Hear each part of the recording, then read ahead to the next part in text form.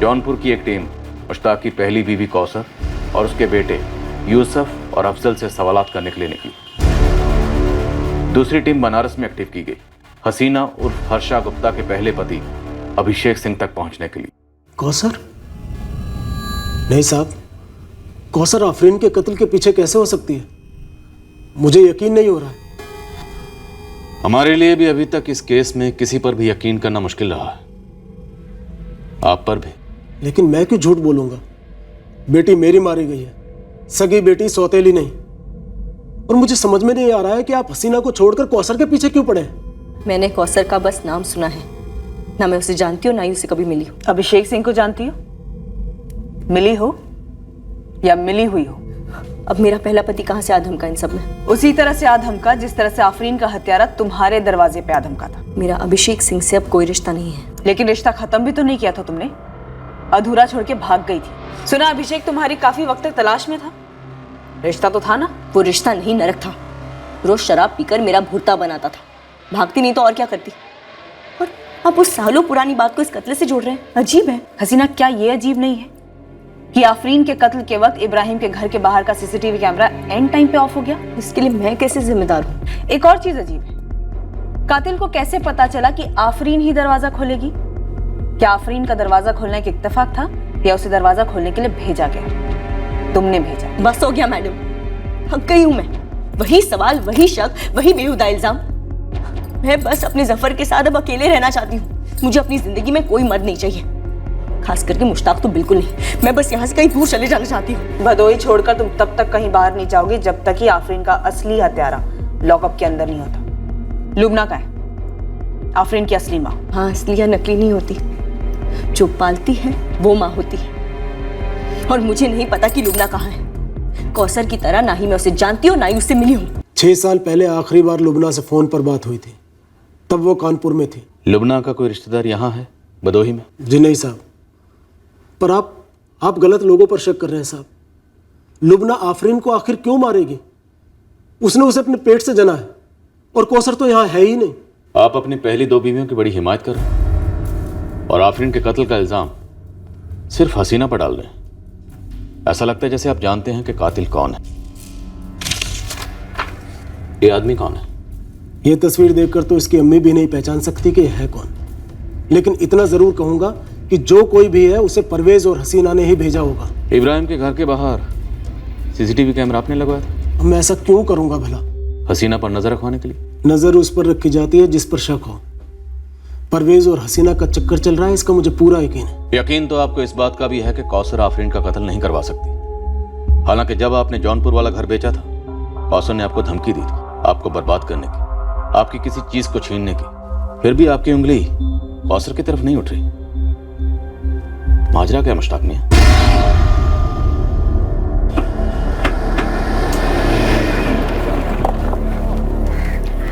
कौसर सैयद। जी madam, कौन सा पान खाएंगी आप बताइए? नहीं, पान वान रहने दे। ये पता सुपारी कैसे दी तूने अपने तलाकशुदा शौहर की बच्ची आफरीन का कत्ल करने के लिए? ये कैसी मनहूस खबर सुना रही हैं आप? आफरीन बिटिया नहीं रही? तेरे घर में ताला लगा है, तेरे दोनों बेटे अफजल और यूसुफ गायब हैं और तू यहाँ ड्रामा कर रही है हमारे सामने। मैडम, दोनों जवान लड़के हैं, गए होंगे किसी काम से। अब बताकर थोड़ी जाते हैं कि कहाँ जा रहे हैं कहाँ नहीं। और रही बात आफरीन की, तो आफरीन मेरे तलाकशुदा शौहर की बच्ची थी, लेकिन उसे मारकर भला मुझे या मेरे बच्चों को क्या फायदा होगा? सर, कौसर को क्वेश्चनिंग के लिए लाए हैं, लेकिन उसके दोनों बेटे अफजल और यूसुफ गायब हैं। दोनों के फोन्स भी स्विच ऑफ हैं। हिस्ट्री शीटर हैं दोनों, चोरी और लूट के मामले में जेल भी काट चुके हैं। इस कौसर को जरा गर्मी दो रजनी। मुश्ताक बड़ी पैरवी कर रहा है इसकी। क्यों कर रहा है समझ में नहीं आ रहा। दाल में कुछ काला है। ये बच्ची आफरीन मुश्ताक और इसकी बीवियों के बीच शायद किसी मसले में बलि का बकरा बनी। हम आफरीन की असली मां लुबना को ढूंढ रहे हैं और हो सकता है कौसर का भी इसमें कुछ इन्वॉल्वमेंट हो। सर, बनारस पुलिस ने अभिषेक सिंह को धर लिया। गुड। कानपुर पुलिस को इन्फॉर्म किया क्योंकि मुश्ताक के मुताबिक उसकी आखिरी बार जब लुबना से बात हुई थी अब वो कानपुर में थी। ये पक्का कोई घरेलू मसला है।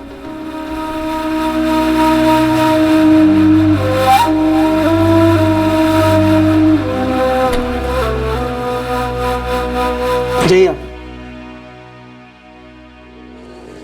हर्षा हसीना बन गई भदोही में।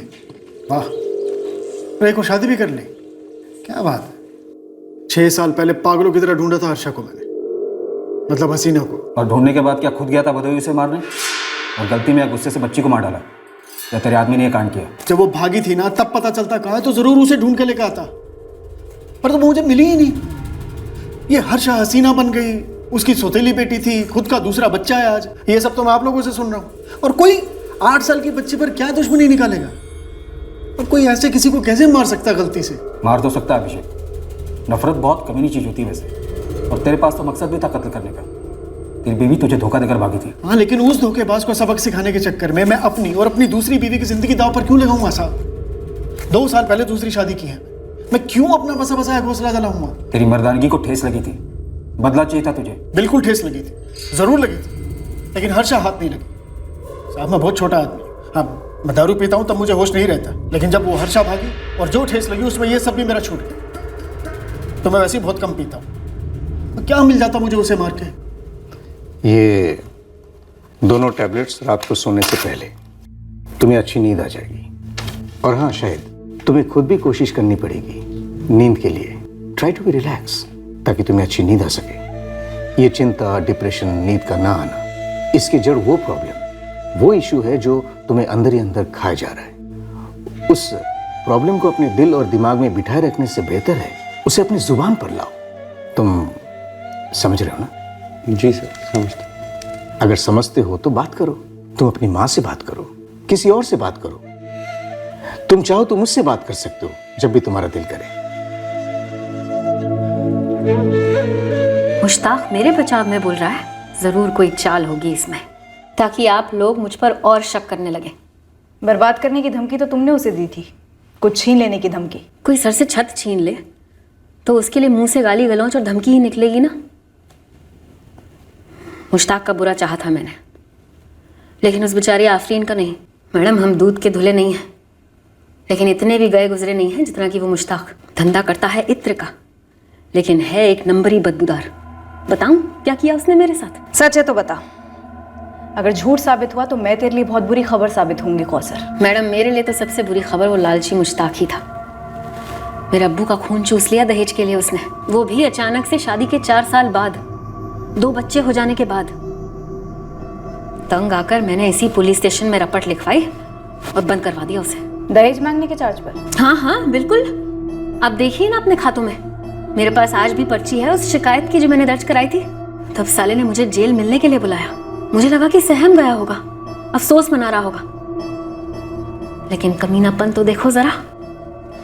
तलाक तलाक तलाक, तेरी इतनी हिम्मत, तूने मुझ पर केस किया, मुझे जेल भिजवाया। अब देखती जा कौसर, अगर तेरी जिंदगी बर्बाद नहीं की ना तो मेरा नाम भी मुश्ताक नहीं। तो फिर तो तू अपना नाम बदल ही ले, क्योंकि तू कुछ करे और मैं उसका जवाब सूद समेत ना दूं तो मेरा नाम भी कौसर नहीं। टूटकर बिखर चुकी थी मैं। अफजल और यूसुफ भी बहुत छोटे छोटे थे और मुश्ताक ने मुआवजे में भी कुछ नहीं दिया। ऊपर से घर पर इतना बड़ा ताला लगाकर गायब हो गया। फिर क्या था? ठान ली थी छोड़ूंगी नहीं मैं। उसी के घर के सामने पान की दुकान डाली, उस पर नजर रखने के लिए कि कब वापस लौटता है भगोड़ा। और देखो, जन्म जला 4 साल बाद वापस लौटा भी। क्या नाम है तेरा? मेरा नाम लुबना है। आपकी तारीफ? शरीफों से तारीफ नहीं पूछा करते। इस घर में क्या कर रही है? मेरे शौहर का घर है, उनके साथ रहने आई हूँ। सवाल करने वाली आप कौन होती हैं? तेरा आने वाला कल हूं मैं, ठीक से चेहरा देख ले। ये क्या कह रही हैं आप? कौन है लुबना? तो मुश्ताक मियाँ हमको छोड़कर एक और निकाह कराए, लेकिन अपनी इस लुबना बेगम को बताया कि नहीं तुमने कि इस शहर में एक नहीं 2-2 बच्चे हैं तुम्हारे, जिनकी परवरिश के लिए तुमने इतने सालों में एक दमड़ी तक नहीं दी। मुझे तो भूल ही जाओ। लुबना अंदर जाओ, आफरीन रो रही है। अरे रुको लुबना बेगम, अपने इस बादशाह की काली करतूतों के बारे में तो सुनकर जाओ। आफरीन तो क्या, तुम खुद भी फूट फूट कर रोने लगोगी। ये क्या कह रही है जी? लुबना तुम अंदर जाओ, जाओ। चल साले, दफा हो यहाँ से, वरना लात मारकर बाहर निकालूंगा। मेरा तुझसे कोई वास्ता नहीं है और रहे तेरे बेटों से। वो लुबना के साथ मजे मारता रहा, और फिर जब दिल भर गया, खुशबू खत्म हो गई, तो इत्र की खाली शीशी की तरह बनारसी पान बना दे। मुफ्त में तो दूंगी नहीं, और तुम्हारी और मेरी कोई रिश्तेदारी अब रही नहीं। ये ले। यूसुफ और अफजल कैसे हैं? वाह, आज इतने सालों बाद मेरे बच्चों की खैरियत पूछ रहे हो। सब कुछ ठीक ठाक तो है? क्या हुआ, यूं मुंह लटकाए क्यों खड़े हो? लुबना के अम्मी अब्बू ने भी दहेज देने से इनकार कर दिया क्या? घर से निकाल दिया खुद गर्ज को मैंने। कुत्ते की दुम टेढ़ी की टेढ़ी ही रहेगी। अरे मुश्किल से 2 साल की है आफरीन, लुबना कहाँ लेके उसे मारी मारी घूमेगी? छोड़ दिया ना मेरी तरह उसे भी। आफरीन को मैंने रख लिया है, अब मैं पालूंगा उसे। तुम यूसुफ और अफजल को लेकर मेरे पास वापस आ जाओ, हम फिर से निकाह करेंगे, हम नई जिंदगी की शुरुआत करेंगे कौसर। सालों की बदले की आग मानो पल भर में बुझ गई मैडम।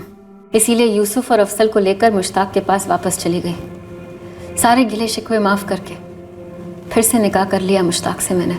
और आफरीन? आफरीन को पूरे 2 साल तक अम्मी बनकर पाला है मैंने। मेरे तो जैसे जिगर का टुकड़ा थी वो। फिर क्या, कुत्ते की दुम फिर से टेढ़ी हो गई। साला इस मर्द जात को हर जगह मुंह मारने की और मनमानी करने की बीमारी में झूठ और फितरत दोनों है। जब चाहा निकाह कर लिया, जब चाहा तलाक बोल दिया, और एक बार फिर मुझे मुश्ताक ने तलाक दे दिया। लेकिन इस बार मैं भी डटी रही, चौकड़ी मारकर बैठ गई घर में, कहा कि घर नहीं छोड़ूंगी, तू निकल जा। तो फिर मुश्ताक आफरीन को लेकर चला गया। फिर घर कब बेचा? वो तो अभी 4 महीने पहले की बात है। घर बेच दिया बिना बताए, चोरी छुपे। मेरा घर है कौसर, किसी को बेचूं या खैरात में दूं मेरी मर्जी। तू कौन होती है बीच में बोलने वाली? अरे तेरे 2 बच्चों की अम्मी हूं मैं वो हूं जिसे तू एक दमड़ी नहीं देता घर के खर्च के लिए, और ऊपर से सर से छत छीन रहा है। अब तू देख मैं तेरे से क्या छीनती हूँ, बर्बाद कर दूंगी तुझे। अम्मी, अब्बू ने एडवांस भी ले लिया और अपना घर ना उस राशिद खान को बेच दिया है। फिर से निकाह करके खुद तो बदोई में अपना नया घर बसा लिया और हमारा घर छीन रहा है। नहीं छीन पाएगा। आप ही बताइए मैडम, आफरीन को मार के मुश्ताक का घर मेरे नाम हो जाता? नहीं ना, तो मैं क्यों मरवाऊंगी आफरीन को? भड़ास निकालने के लिए, हसीना और मुश्ताक को फंसाने के लिए। भड़ास तो थी और निकालनी भी थी, लेकिन मुश्ताक पर। और अगर किसी को भेजना ही था मुझे तो फिर मुश्ताक को मरवाती ना, आफरीन को क्यों? ये यूसुफ है या अफजल? यूसुफ और अफजल आफरीन के भाई थे मैडम। सौतेले, वो भी सिर्फ 2 साल के लिए। तुम्हारे दोनों बेटे चोर हैं कौसर। बाप का थप्पड़ नहीं पड़ा ना मैडम, इसीलिए। और बाप जब दोबारा से जिंदगी में आया भी तो बहुत देर हो चुकी थी। लेकिन ये बात यकीन से जरूर कह सकती हूँ मैडम कि मेरे दोनों बेटे बिगड़े ब जरूर हैं, लेकिन मुश्ताक की तरह कमीने नहीं है। लुबना? बहुत जलील कर निकाला लुबना को मुश्ताक ने। लेकिन कोई अपने पेट से जनी हुई बेटी को कैसे मार सकता है? ना जी ना, मेरे हिसाब से तो ये किया धरा मुश्ताक का ही है, या फिर जो अभी है उसके साथ। हसीना? हाँ हसीना। मैडम मुझे लगता है कि हसीना मुझसे और लुबना दोनों से ज्यादा चालाक है, और इसीलिए शायद मुश्ताक उसको तलाक नहीं दे पा रहा होगा, और तभी ये नाटक कर रहा है हमदर्दी लेने के लिए। मैडम मुश्ताक पर बिल्कुल भी विश्वास नहीं किया जा सकता, और वो तो झाड़ फूंक भी करता है। झाड़ फूंक? और मैं? सीधे सीधे पूछता हूँ, झाड़ फूंक करते हो नहीं करते हो? बेचते हो ना ताबीज? मैं सिर्फ इत्र बेचता हूँ साहब, और शौकिया ध्यान लगाता हूँ। शौकिया ध्यान? ये क्या होता है? लोग अपनी परेशानियां लेकर मेरे पास आते हैं, मैं ध्यान लगाकर उनका हल ढूंढता हूँ।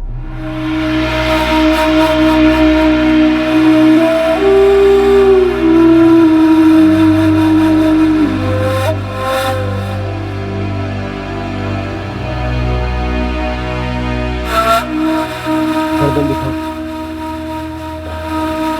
ये ले, अपने बेटे के दाहिने हाथ पर बांध देना।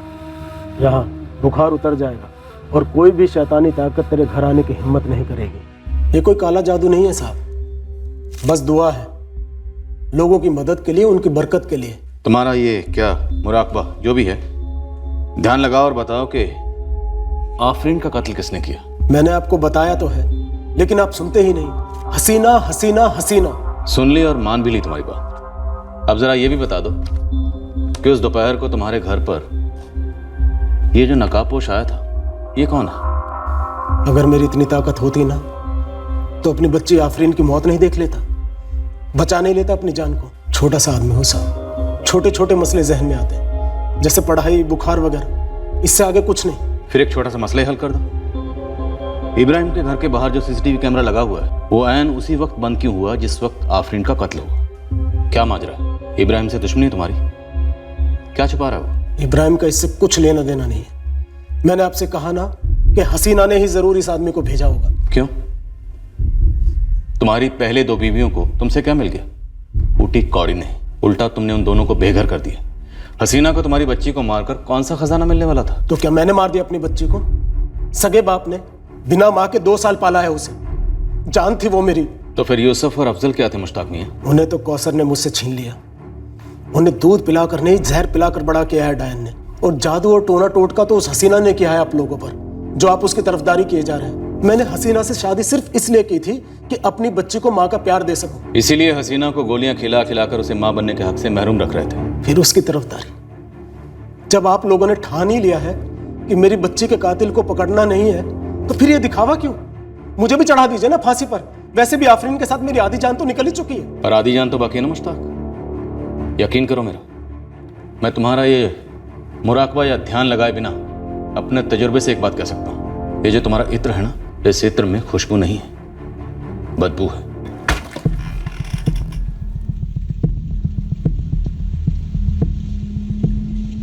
सालों से यही मुराकबा कर रहा हूँ सरकार। ध्यान से देखिए, कोई जादू टोने वाली चीज दिखाई देती है आपको? ये तुम्हारा साइड बिजनेस कब से चल रहा है? किस किस्म के लोग आते हैं तुम्हारे पास? कोई रिकॉर्ड है? कोई रिकॉर्ड नहीं है साहब। बस जो लोग परेशान होते हैं मुझे खुद ढूंढ लेते हैं। मैं खुद से कुछ नहीं करता। करवाते हो? करवाता हूँ। क्या करवाता हूँ साहब? वो तो तुम बहुत जल्द बताओगे।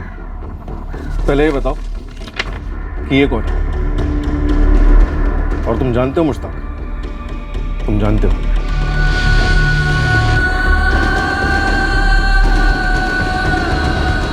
सारे जिले के, बाहर के भी हर मुमकिन हिस्ट्री शीटर्स को खंगाला गया जिस पर कभी कत्ल का चार्ज लगा हो, पर हमारे हाथ कुछ नहीं लग रहा था। केस से जुड़े हर सस्पेक्ट पर कड़ी नजर रखी जा रही। हर गुजरते दिन के साथ हमारा मुश्ताक पर शक और गहरा होता जा रहा था, पर आफरीन के कत्ल का मकसद सामने नहीं आ रहा था। मैडम, अपनी लिस्ट के हर बंदे को, हर बंदी को अंदर बाहर खंगाला, लेकिन आफरीन को मारने के बाद किसका फायदा होने वाला था ये पता नहीं चल पा रहा है। कहीं ऐसा तो नहीं कि बच्ची ने कुछ देख लिया था या कुछ सुन लिया था जिससे किसी का नुकसान होता, खतरा होता, मतलब लफड़ा, अफेयर वगैरह? अशफाक, इस किस्म का खतरा तो सिर्फ हसीना को हो सकता है। भला मुश्ताक को अपनी ही सगी बेटी से क्या खतरा हो सकता है? कहीं ऐसा तो नहीं कि हसीना का अपने ही पड़ोसी इब्राहिम के साथ कुछ चल रहा हो? मुझे भी तगड़ा वाला डाउट है इस इब्राहिम पे। उसका पूरा चिट्ठा निकाल लिया। बंदा कारपेंटर है, कोई उसकी खुद की दुकान नहीं है मैडम, बस वो वहाँ काम करता है। एक तरीके का दिहाड़ी मजदूर समझ लीजिए।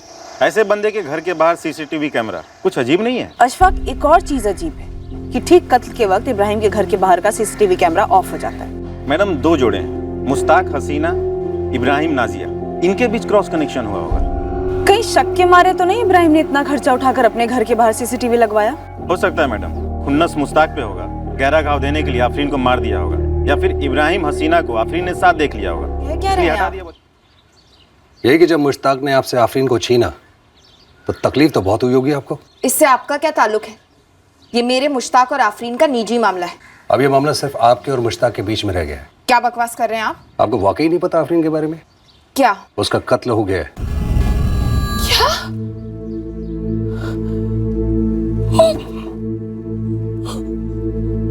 अल्लाह, मेरे बच्चे कैसे हुआ? किसने किया? 1 हफ्ता हो चुका है इस बात को। कहीं आपने तो नहीं भेजा था किसी को वहां पर? 6 साल हो गए। उस कमीने मुश्ताक ने मेरी बेटी से मुझे फोन पे भी बात तक नहीं करने दी। इतनी हैसियत नहीं है मेरी, कोर्ट कचहरी में केस करके लड़के अपनी बेटी को हासिल कर पाती। बस हर दिन उसके लिए दुआ करती थी और हर रात उसकी याद में रो रो के सो जाती थी। और आप मुझसे पूछ रहे हैं कि कहीं मैंने तो। और 1 हफ्ता हो गया, अभी तक मुश्ताक ने एक बार भी मुझे फोन करके बताया भी नहीं। अगर बोझ बन गई होती तो कह देता मुझसे, मैं खुद जाकर ले आती उसे। जान से मारने की क्या जरूरत थी? साहब ये उसी ने किया है। कोई और औरत मिल गई होगी उसे और आफरीन की जिम्मेदारी से भागना चाहता होगा। सर कौसर की तरह लुबना भी मुश्ताक का ही नाम ले रही है। कौसर के दोनों बेटे यूसुफ और अफजल, दोनों को जौनपुर पुलिस ने पकड़ा और खूब तोड़ा। सर यूसुफ और अफजल को रात भर तोड़ा, लेकिन दोनों लड़के यही कहने कि इसमें उनका कोई हाथ नहीं है। ये भी अपने बाप मुश्ताक पर ही उंगली उठा रहे हैं। शायद कौसर ने अपने बेटों से नहीं बल्कि किसी और से ही काम करवाया। सर कौसर के कॉल रिकॉर्ड स्कैन किए मैंने, सब कुछ क्लीन है सर, उसका कोई इन्वॉल्वमेंट नजर नहीं आता। सर मुश्ताक की दोनों एक्स बीवियां लुबना और कौसर भी मुश्ताक की करंट बीवी हसीना की तरह ही मुश्ताक का ही नाम ले रही। हसीना ने आफरीन को भेजा दरवाज़ा खोलने के लिए और आफरीन मारी गई। अब सवाल ये है कि क्या टारगेट आफरीन थी या फिर टारगेट हसीना थी और आफरीन गलती से मारी गई? सर अगर हम ये मान के भी चलें कि आफरीन गलती से मारी गई तो टारगेट हसीना थी, क्योंकि वो दरवाजे पर मिली नहीं, इसलिए कातिल ने हड़बड़ाहट में या फिर गुस्से में बच्ची को मार डाला। मुश्ताक को शक था कि हसीना और परवेज का चक्कर है, तो हो सकता है मुश्ताक ने किसी को भेजा हो हसीना को मारने के लिए और कातिल चूक गया और उसने गलती से आफरीन को मार दिया। सर हाजिर रुमाल से चेहरा ढकने वाला शख्स ही इस राज पर से पर्दा उठा सकता है कि आफरीन को किसने और क्यों मार डाला। शाहिद को हम 2 दिन के लिए ऑब्जर्वेशन में रखेंगे। अगर उसका ये डिप्रेशन या मायूसी और बढ़ने लगी तो हमें उसे हेवी डोज देने होंगे। श्रद्धा को गोली मारी गई है। तुमने नरेश और श्रद्धा के अफेयर को क्यों छुपाया हमसे? अब आप लोगों ने पता कर लिया है ना, तो लटका दो उस कमीने को फांसी पर। सर इस नरेश ने मारा है श्रद्धा को। नरेश ने क्यों? तुम दोनों ने क्यों नहीं? सर श्रद्धा हमारी एक लौती बहन थी, बहुत प्यार करते थे हम उससे। नरेश का भी यही कहना है कि वो बहुत प्यार करता था श्रद्धा से। अमन झा और करण शुक्ला का भी यही कहना है। अब तुम दोनों कहोगे कि तुम इन दोनों को जानते ही नहीं, कौन है ये, है ना? सर करण और अमन के फोन रिकॉर्ड्स शैलेश लालचंद को सुपारी देने की तरफ तो इशारा नहीं करते, पर इस बॉयफ्रेंड नंबर 3 नरेश के झूठ काफी इशारे कर रहे हैं। सर हो सकता है करण, अमन और नरेश इन तीनों बॉयफ्रेंड्स ने मिलकर ये कांड कर दिया हो। जॉइंट सुपारी। अगर श्रद्धा के दोनों भाइयों का इसमें हाथ नहीं है तो? करण तो पहली कक्षा से श्रद्धा की क्लास में था, अब हमारी बहन नहीं रही तो कुछ भी कीचड़ उछालेंगे आप उसके ऊपर। जब खून के छींटे उछलते हैं तो कीचड़ अपने आप उछलती है। अवधेश, श्रद्धा की सुपारी कितने की थी तुमने शैलेश लालचंद को? हमने सुपारी दी श्रद्धा को मरवाने। आंकड़े दिखाओ, हर साल कितने घर वाले मरवाते हैं अपनी बेटियों को? भाड़ में गए सर आपके आंकड़े। हमारी छोटी बहन थी वो, बच्चों की तरह पाला हमने उसे, शक तक नहीं किया हमने उस पर आज तक। हमें तो नरेश के बारे में पता नहीं लगता। अगर उसका बाप कमलेश खंडेलवाल मुझसे मिलने नहीं आया होता।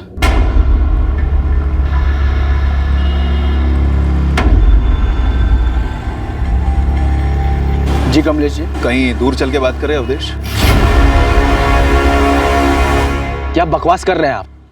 आपका बेटा खुद अपनी मर्जी से मेरी बहन को घर ड्रॉप करने आता है। मेरी बहन उसके साथ कोई जबरदस्ती तो नहीं करती ना? मेरा बेटा और तुम्हारी बहन एक ही उम्र के हैं, लेकिन सोच में नरेश अब भी बच्चा है और तुम्हारी बहन एक जवान लड़की। समझा दो उसे, अपने चुंगल में ना फंसाए मेरे बेटे को। अपनी जुबान को लगाम दीजिए, वरना मेरे हाथों की लगाम छूट जाएगी, समझे आप? तुमसे ऐसी बदतमीजी की उम्मीद नहीं थी अवधेश। तुम्हारे पिताजी अगर जिंदा होते ना तो सिर्फ उन्हीं से बात होती।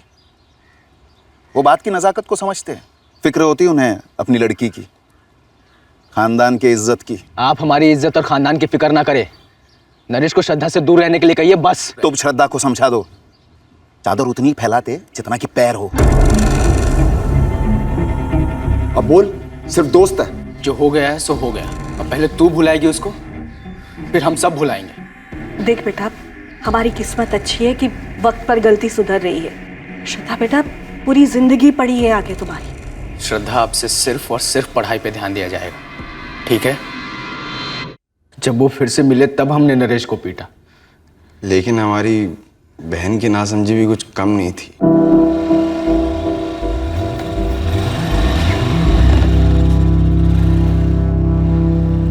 बहुत दुख हुआ सुनकर। इन सब के बाद भी श्रद्धा नरेश के साथ तालाब पर गई थी और उसके पीछे पीछे तुम्हारे किराए के हत्यारे पहुंच गए। कैसी बात कर रहे हैं सर? हमें इज्जत विज्जत की अगर इतनी फिक्र होती, उस नरेश के बच्चे को हम जिंदा छोड़ते क्या? हम मानते हैं श्रद्धा औकात से बड़े सपने देखती थी, बचपन से ही बहकी सी बातें करती थी, बेकार की जिद करती थी। और हम भी क्या करते, दिल से तो वो बच्ची ही थी ना। हम उसकी जिद से तंग आ जाते थे बार बार, मगर एक बार भी हमने उसके ऊपर हाथ नहीं उठाया, एक बार भी।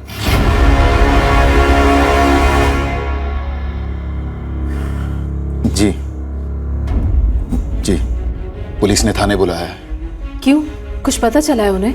वो जानना चाह रहे हैं कि नरेश इतना डरा हुआ क्यों है।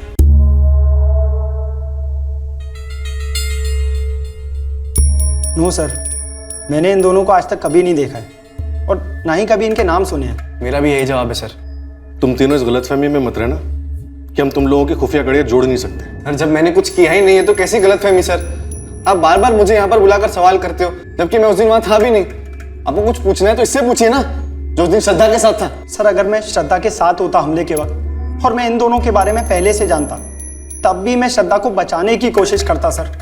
इस डरपोक की तरह तुम दबाकर भाग नहीं जाता। अगर मुझे पहले से भी पता होता कि श्रद्धा मेरे साथ धोखा कर रही है तो मैं कोई उसका खून नहीं करवा देता, मैं तो बस ब्रेकअप कर देता। मैं कोई गुंडा नहीं हूँ जो किसी को जान से मारने की सुपारी दे दूं। आप उन तीनों गुंडों की शक्लों की स्केच बनवाइए ना सर। इस भगौड़े ने तो उन्हें पास से देखा होगा ना, या फिर उसमें ही फट्टूपना दिखा रहा है। इसकी शक्ल देखकर तो मुझे अपने आप पर घिन आती है कि श्रद्धा को मुझे धोखा देना ही था तो किसी ढंग के लड़के के लिए देती ना।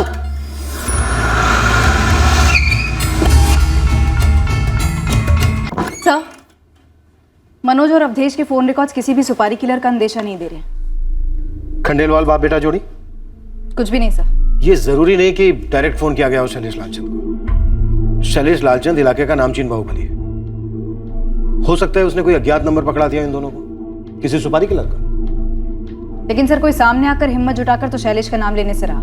सर, मैं कितनी बार बोल चुका हूँ, उन तीनों के चेहरों पे गमछे थे। सब कुछ इतना फास्ट हुआ कि गाड़ी की डिटेल्स पर नजर भी नहीं पड़ी। पर तू क्यों इस वक्त नजर चुरा रहा है नरेश? किसे बचा रहा है? कौन है वो जिसने तुझे जान से मारने की धमकी दी थी? किसी ने नहीं। फिर एक नई स्टोरी।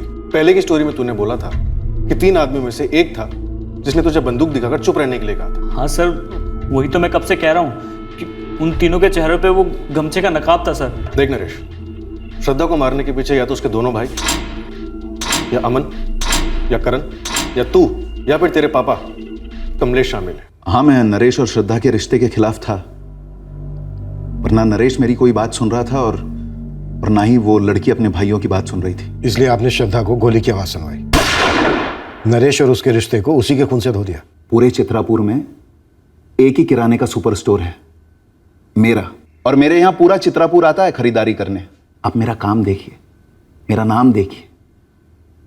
आपको लगता है मैं किसी को मरवाऊंगा या मेरा बेटा मरवाएगा? तो फिर आपका बेटा इतने झूठ क्यों बोल रहा है? आप सच क्यों नहीं सुन रहे हैं? क्योंकि आपका बेटा हद से ज्यादा झूठ बोल रहा है।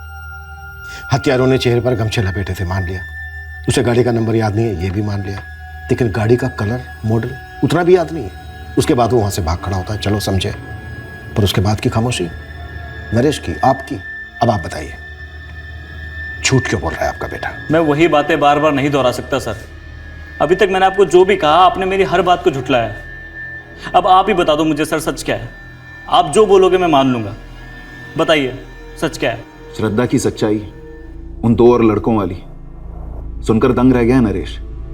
उसे लग रहा है जैसे कि वो श्रद्धा को जानता ही नहीं था। शैलेश लालचंद को तो आप जानते ही होंगे। आपसे बेहतर नहीं। आखिर दामाद जो है वो आपके डिपार्टमेंट का। शायद शैलेश लालचंद ने मरवाया हो। आप ये कह रहे हैं कि मैंने उसे सुपारी दी होगी? क्यों नहीं, आपके घर के चिराग का सवाल था। तो फिर श्रद्धा के भाई क्यों नहीं? उनके घर की इज्जत का सवाल था। शैलेश लालचंद उनके बजट से बाहर हो शायद। लालचंद जैसे लोगों के साथ बंध जाओ ना, तो जिंदगी भर के लिए उनके बंधुआ हो जाते हैं लोग। और आप उनमें से नहीं हैं। आप भी तो नहीं है ना सर, वरना उसका नाम नहीं लेते। जितना भरोसा तुम दोनों ने किया था श्रद्धा पर, मैंने भी उतना ही किया था। अब वो घर से बाहर जाकर क्या कर रही थी, मैं कैसे जान पाती बेटा? मुझे तो ऐसा लग रहा है जैसे इतने साल किसी अजनबी के साथ रह रहे थे। जब नरेश की बात सामने आई, हमने वो सब कुछ किया जो हमें करना चाहिए था। समझाया प्यार से, सख्ती से, दोनों को। पर अब श्रद्धा के जाने के बाद कितनी बातें सामने आ रही हैं। सर, श्रद्धा मिश्रा के बारे में हमने अब तक जितनी भी जानकारी इकट्ठा की उसमें ऐसा कुछ भी सामने नहीं आया जिसके रहते ये पता चले कि वो ऐसा कुछ जानती थी या फिर किसी ऐसी चीज में शामिल थी जिसके रहते उसे कत्ल कर दिया गया। श्रद्धा के दोनों भाई मनोज और अवधेश, तीनों बॉयफ्रेंड्स, करण, अमन और नरेश के पिता कमलेश खंडेलवाल, ये सब के सब इतनी सफाई से झूठ तो नहीं बोल सकते सर। तो फिर इतनी सफाई से उसका कत्ल क्यों कर दिया गया? श्रद्धा 3 लड़कों से एक साथ चक्कर चला रही थी। कहीं ऐसा तो नहीं है कि वो शैलेश लालचंद के चक्कर में फंस गई हो? इस इलाके में हर गोली उसकी परमिशन से जो चलती है।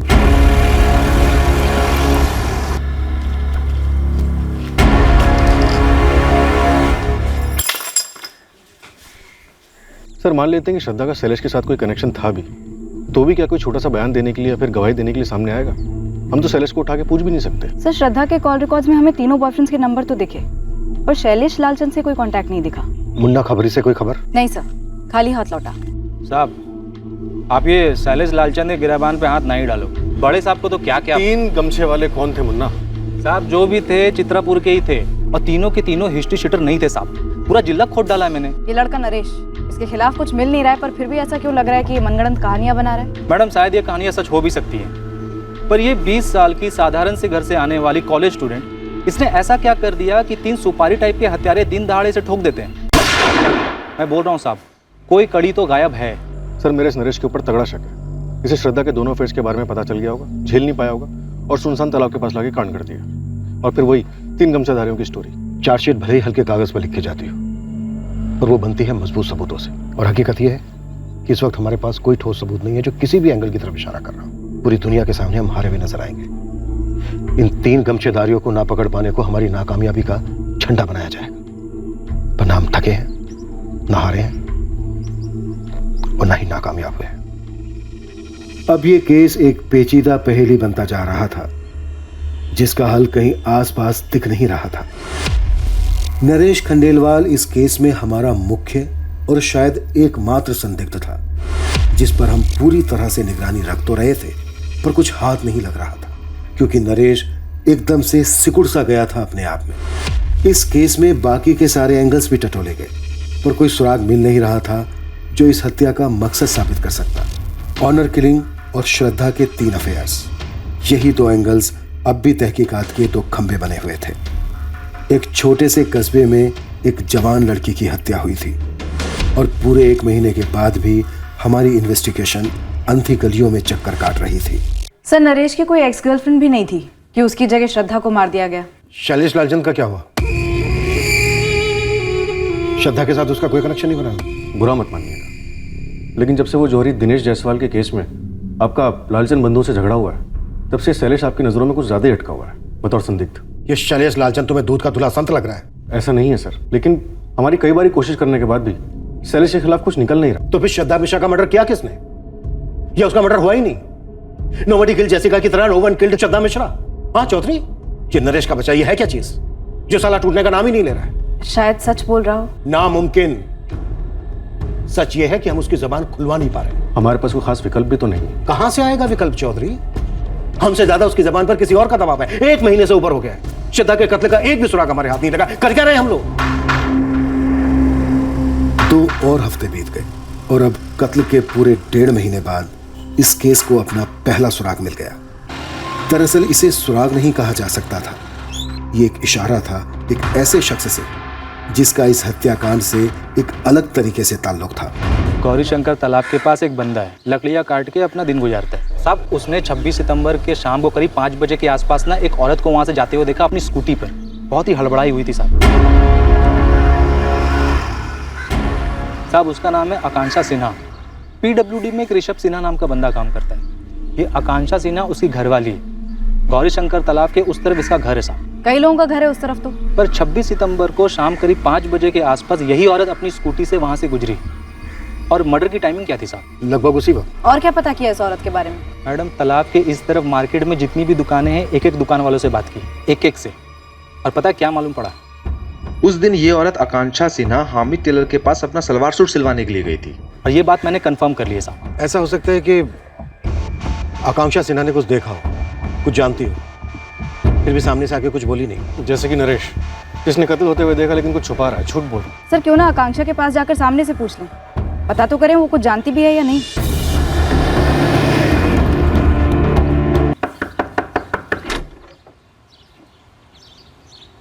आकांक्षा से ना। जी, इसका कत्ल हुआ था ना गौरी शंकर तालाब के पास, जहाँ से तुम गुजरी थी। कत्ल के दिन, कत्ल के समय, मार्केट के हमीद टेलर के यहाँ से लौटते वक्त ब्लू रंग का सलवार कमीज डाला तुमने हमीद टेलर के यहाँ। उसके बाद तुम्हें जल्दी थी। 5 बजे तुम्हारी बच्ची स्नेहा का स्कूल छूटता। देखिए, मैंने कुछ नहीं देखा तालाब के पास। ध्यान से देखो। श्रद्धा मिश्रा सिर्फ 20 साल की थी, कॉलेज स्टूडेंट। तुमने अखबार में पढ़ा होगा। मुझे ऐसा लगता है कि तुमने श्रद्धा की लाश देखी वहाँ तालाब से घर लौटते वक्त। जी नहीं, मैंने कोई लाश वाश नहीं देखी। तो इसका मतलब तुमने इसे जिंदा देखा। और क्या देखा तुमने आकांक्षा? कुछ नहीं। पक्का? जी हाँ पक्का, मैंने कुछ नहीं देखा। ये सब हुआ होगा, लेकिन मेरे वहां से गुजर जाने के बाद मैंने वाकई में कुछ नहीं देखा।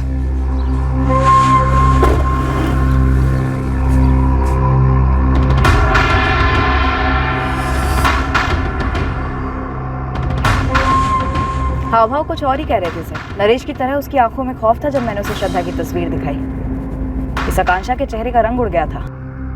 चौधरी, आकांक्षा सिन्हा और उसका पति जो पीडब्ल्यूडी में काम करता है ऋषभ सिन्हा, इन दोनों की डिटेल्स निकलवा। देखते हैं क्या और कितना गहरा संबंध है इस जोड़े का श्रद्धा के कत्ल से।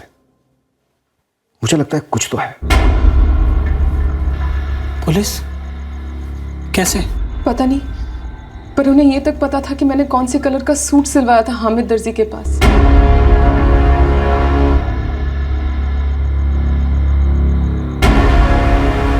आकांक्षा, तुमको बस एक बात पे अड़े रहना कि तुमने कुछ नहीं देखा। तुम्हें कुछ भी नहीं मालूम, मुझे कुछ भी नहीं मालूम। ऋषभ सिन्हा के बारे में कुछ हटके, कुछ अजीब। हाँ, पिछले कुछ दिनों में ऋषभ के बारे में या उसके बर्ताव के बारे में कुछ भी अटपटा लगा हो आपको? ट्रांसफर। वो अपने ट्रांसफर को लेकर के पागल सा होता जा रहा है। उसे चित्रापुर से बाहर निकलना है। कहता है कोई भी पोस्टिंग चलेगी, एक लेवल नीचे तक की, यहाँ तक कि किसी और डिपार्टमेंट में भी।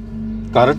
मैंने लाख कोशिश की पता करने की, मगर वो टाल देता है। पर एक बात तो है, इस चित्रापुर में कुछ ऐसी बात है जो उसे खाई जा रही है पिछले 1-1.5 महीने से। मैडम, इस आकांक्षा की बच्ची स्नेहा के स्कूल गया था मैं। उसके वॉचमैन के साथ चाय पीकर आ रहा हूँ। तो चाय पे चर्चा क्या हुई? मैडम, उसने बताया कि इसने अपनी बच्ची का स्कूल वैन बंद करवा दिया। खुद ही लेके जाती है, खुद ही लेके आती है। कब से?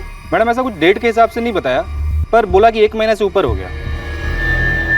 सर, ऋषभ 29 सितंबर को पहली बार अपने बॉस त्रिपाठी के पास गया था अपने ट्रांसफर की बात करने की। अर्जियां देनी शुरू कर दी थी। आकांक्षा ऋषभ का श्रद्धा और उसके तीनों बॉयफ्रेंड में से किससे कोई कनेक्शन नहीं है? नहीं सर, कोई कनेक्शन नहीं निकल रहा है। मैंने हर मुमकिन संभावना देख ली।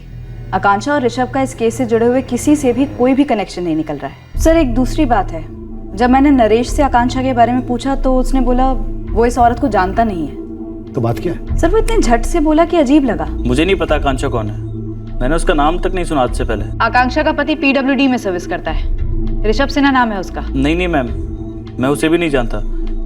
पर मैम, आप ये सब मुझसे क्यों पूछ रहे हो? सर, आकांक्षा और ऋषभ दोनों के कॉल रिकॉर्ड स्कैन किए, ना ही श्रद्धा से कोई कनेक्शन निकला और ना ही नरेश से।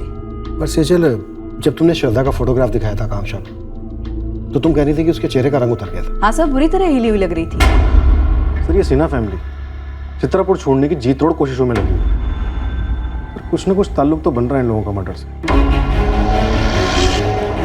ये एक छोटा सा सुराग हमारे केस के हल की शुरुआत साबित हुआ। ये हमें किस दिशा में ले जाने वाला था इसकी खबर नहीं थी। मैं क्या छुपाऊं? और मैं क्यों छुपाऊंगा?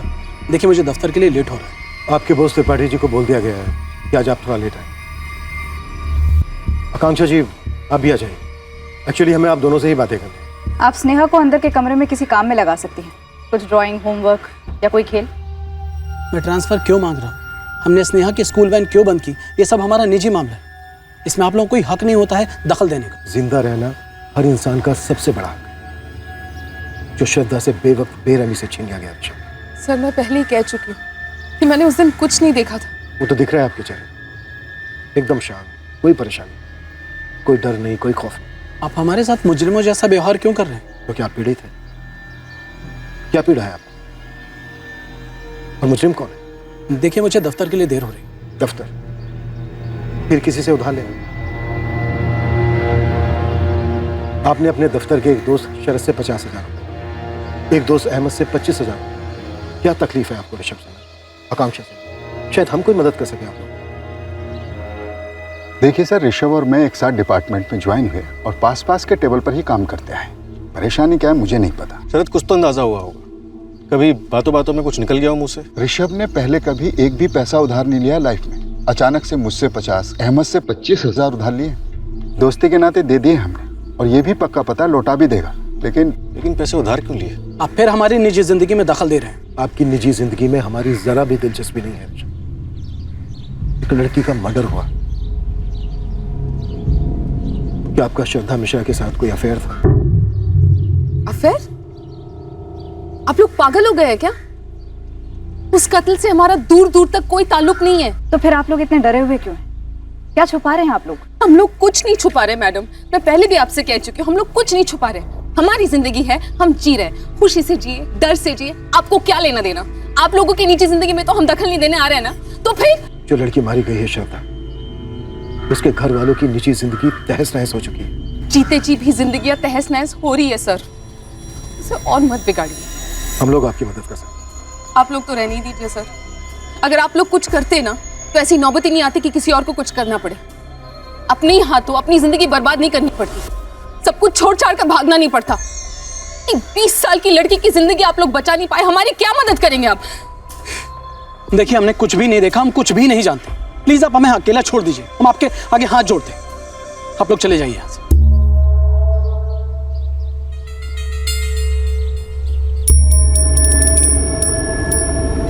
एक 20 साल की लड़की को तो आप बचा नहीं पाए,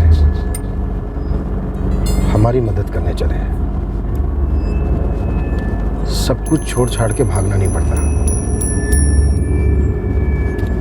सजय, इस आकांक्षा ने जरूर कुछ ना कुछ देखा है, लेकिन बताने से डर रही है। सर, नरेश भी इसी तरह से डरा हुआ है। शायद इन दोनों ने हत्यारों के चेहरे देखे होंगे। हत्यारों ने कोई गमछा वमछा नहीं लपेटा होगा। इस आकांक्षा से दोबारा बात करनी होगी। रियाज, गाड़ी घुमा।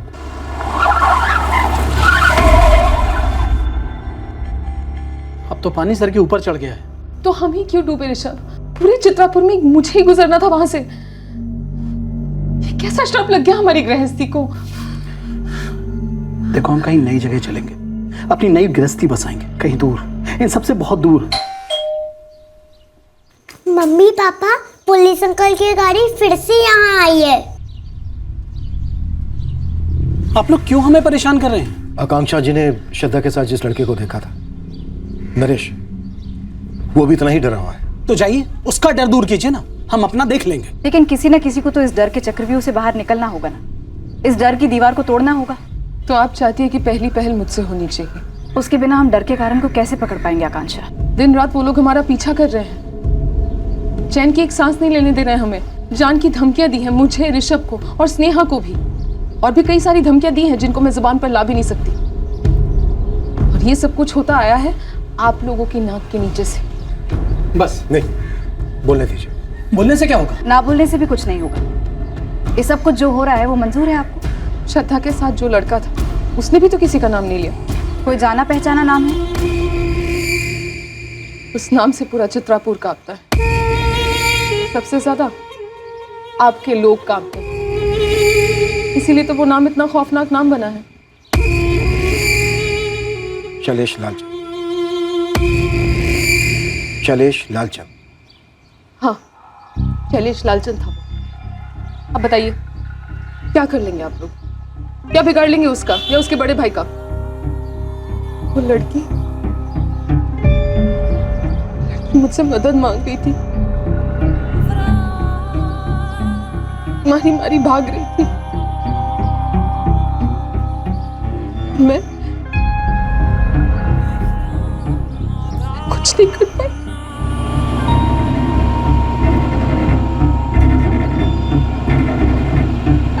दीदी, दीदी, दीदी, दीदी जल्दी ले चलिए प्लीज। दीदी जल्दी ले चलो यहाँ से। दीदी प्लीज जल्दी, दीदी प्लीज। जाएगी तो कहाँ जाएगी? छोड़ो मुझे। मुझे घर में दिखाई छोड़ो मुझे। प्लीज ले चलो यहाँ से दीदी, प्लीज जल्दी ले चलो यहाँ से। प्लीज ले चलो यहाँ से जल्दी।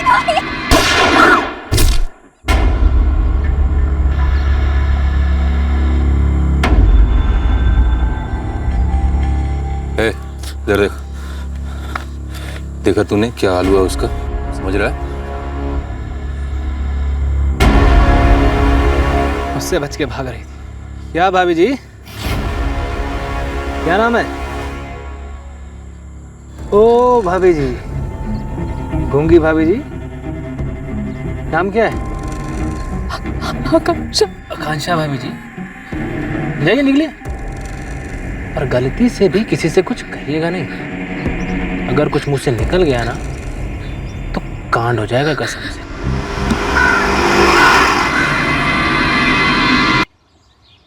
उन लोगों ने हमारा पता लगा लिया, फिर हमसे पैसे भी हटने लगे।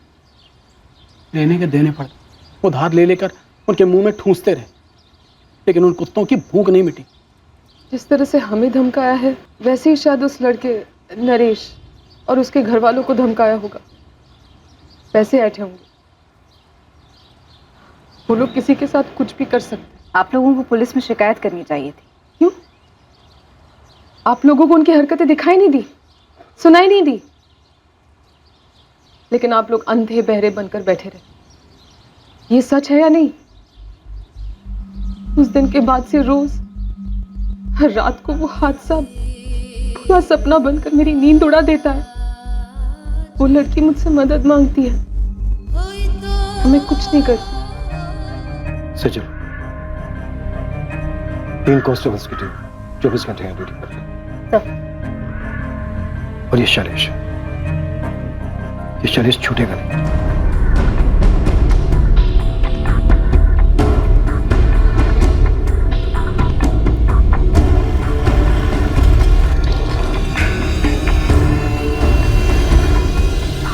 शैलेश लालचंद का मालिक गए होंगे कहीं बाहर, अब पूरा इलाका उनकी जागीर है, बता के थोड़े नहीं जाएंगे।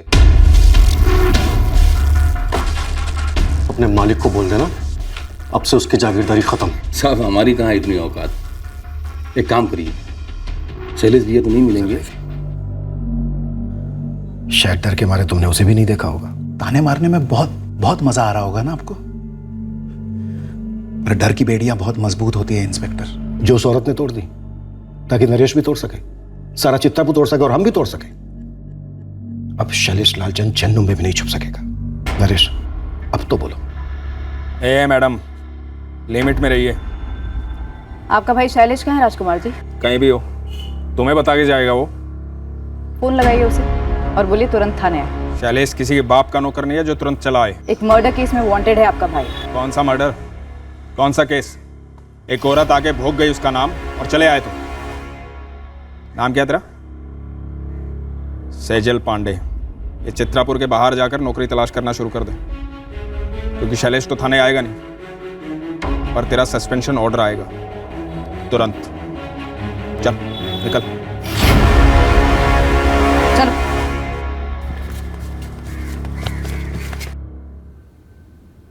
सर हमेशा की तरह हम क्या अटक भर बिना ही शुरू हो गए दोनों। चलो नरेश, घर चलते हैं। कहाँ चलें? आजा इधर आ। सुना नहीं साले, प्यार टैक्स भरे बिना कोई भी जोड़ा यहाँ से नहीं निकल सकता। चुप। शैलेश लालचंद, हाथ छोड़ मेरा। अरे बाप रे, इतने तीखे तेवर।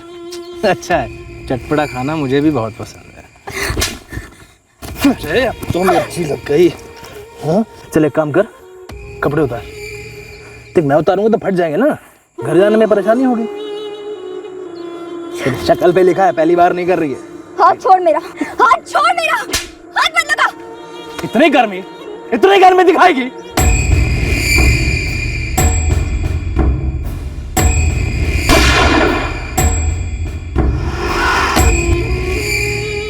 चल मुन्ना निकल ले, और चुप रहना है, और अगर मुंह खोला तो घर में घुस के उठाऊंगा तुझे और बोटियां बना के तालाब की मछलियों को पार्टी दूंगा, समझा? चल निकले, चल चल।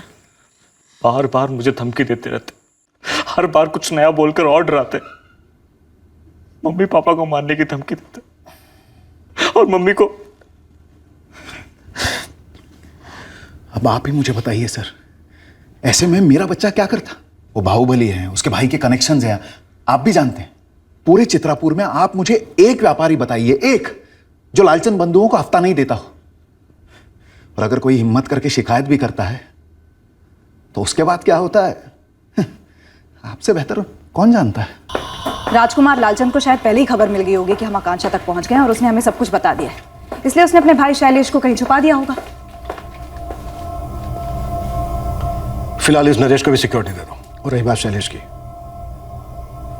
तो शैलेश अब तक लोगों के डर के पीछे छुप रहा था, अब वो डर की दीवार टूट चुकी है।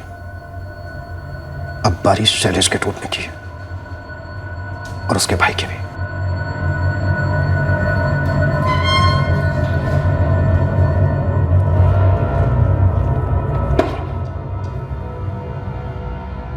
ये श्रद्धा पहली लड़की थी जिस पर तुम्हारा मालिक शैलेश टूट पड़ा और नहीं मानी तो गोली दाग दी।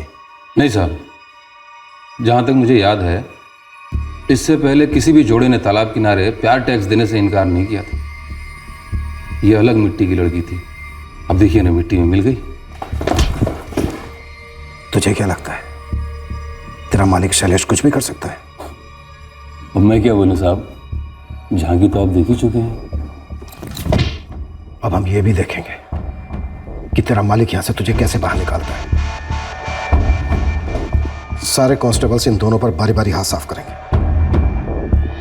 1 मिनट के लिए भी हाथ रुकना नहीं चाहिए।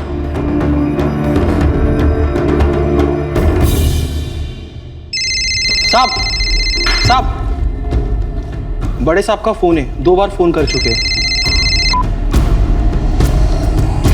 अगर लैंडलाइन पे है तो बोला साहब गश्त पे। हमने आकांक्षा सिन्हा और नरेश खंडेलवाल और उनके परिवारों को 24 घंटे सिक्योरिटी दी। हम नहीं चाहते थे कि उन्हें एक भी धमकी और मिले, पर शैलेश लालचंद हाथ नहीं लग रहा था क्योंकि उसे भी सिक्योरिटी मिली थी ऐसी ताकतों से जिन तक हमारी पहुंच नहीं थी। विजय, तुम ये चाहते हो कि मैं शैलेश लालचंद को भगोड़ा करार दे करके उसके खिलाफ नॉन अवेलेबल वारंट जारी करवाऊं? Yes sir. तुम अच्छी तरह से जानते हो कि अगर ये ऑर्डर मैंने इशू किया तो हम दोनों का ट्रांसफर हो जाने दीजिए सर। हमारे ट्रांसफर का डर उन लोगों के डर के सामने कुछ भी नहीं है। विजय, तुम इस केस को इतना पर्सनली क्यों ले रहे हो? तुम अच्छी तरह से जानते हो कि हम दोनों के ट्रांसफर के बाद भी उनकी ताकत कम नहीं होगी, बल्कि वो डरे हुए लोगों के ऊपर कहर बन के टूटेंगे। ट्रांसफर ऑर्डर के पहले अगर हम उन पर टूट पड़े तो सांप भी मरेगा और लाठी भी नहीं टूटेगी सर। एकेडमी से निकले हुए नए नए अफसर की तरह बात कर रहे हो तुम। पॉलिटिकल पावर के आगे आज तक कोई खड़ा रह पाया? वो 20 साल की लड़की डट के खड़ी थी सर। नतीजा बोलो विजय, नतीजा क्या निकला? नतीजा ये है सर कि अब और भी लड़कियां खड़ी हो गई हैं। सर, मैं अपना नाम नहीं बता सकती, बस इतना बता सकती हूँ कि शैलेश लालचंद ने मेरा बलात्कार किया था। सर, शैलेश लालचंद को गिरफ्तार मत कीजिए, बस गोली मार दीजिए उस कमीने को। शैलेश लालचंद ने मेरा भी रेप किया था सर। मैं तो खुदकुशी करने वाली थी, लेकिन अब मुझे उसे मरा हुआ देखना है। तड़पा तड़पा कर मारो सर, ऐसे लोगों को तो जेल में रहने का भी कोई हक नहीं है। इंसानियत के नाम पे बोझ है ये लोग। शूट कर दीजिए, शूट कर दीजिए सर। हाँ सर, शैलेश ने मेरा रेप किया था, धमकी दी रेप करेगा, धमकी पूरी भी की।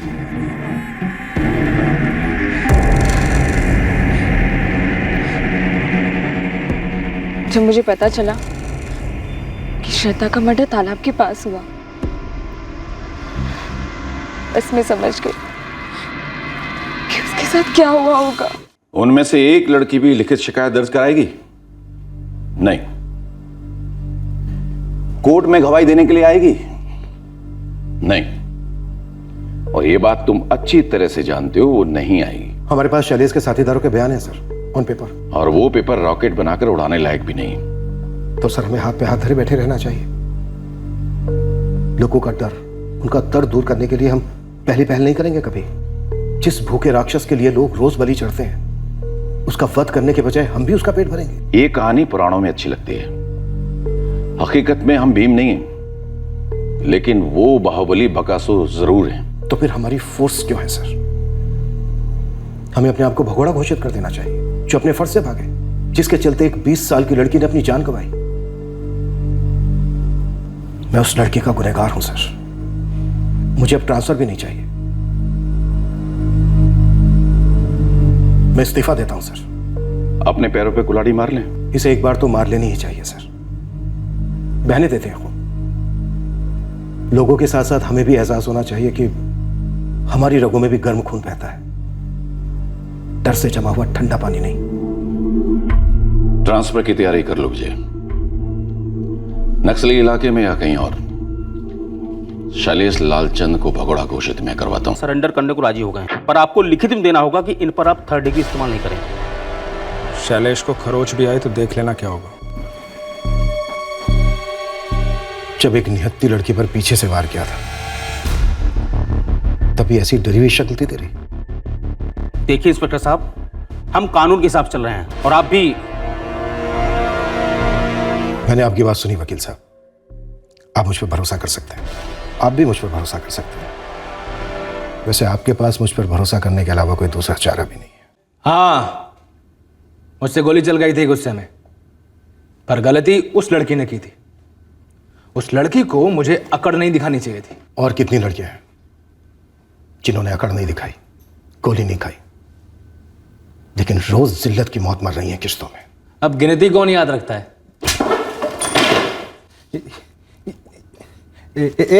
तुम हाथ नहीं लगा सकता मुझे, समझे? और कितनी लड़कियां हैं? कितनी बार बताऊं, गिनती कौन याद रखता है?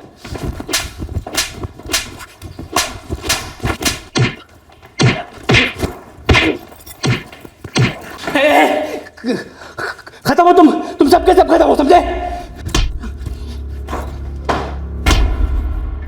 हम समझे, अब तू समझ।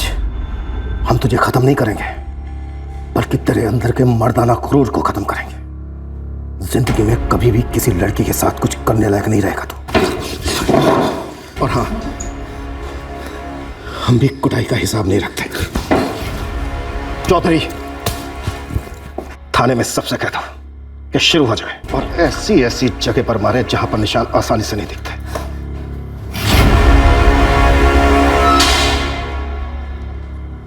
तुम्हारी बहन श्रद्धा ने अपनी जिंदगी जैसे भी जी उसका निजी मामला था, पर वो एक बहादुर लड़की थी, बहुत बहादुर। सभी हमारी कस्टडी में है। हम जल्दी चार्जशीट फाइल करेंगे। पर वो फिर बेल पर छूट जाएंगे ना? हमारी पूरी कोशिश होगी कि उन्हें बेल ना मिले। फिर कुछ नहीं, आप लोगों की सुरक्षा हमारी जिम्मेदारी है। आकांक्षा जी, अगर आप बोलने की हिम्मत नहीं करती तो शायद आज भी लड़कियों का रेप या मर्डर हो रहा होता।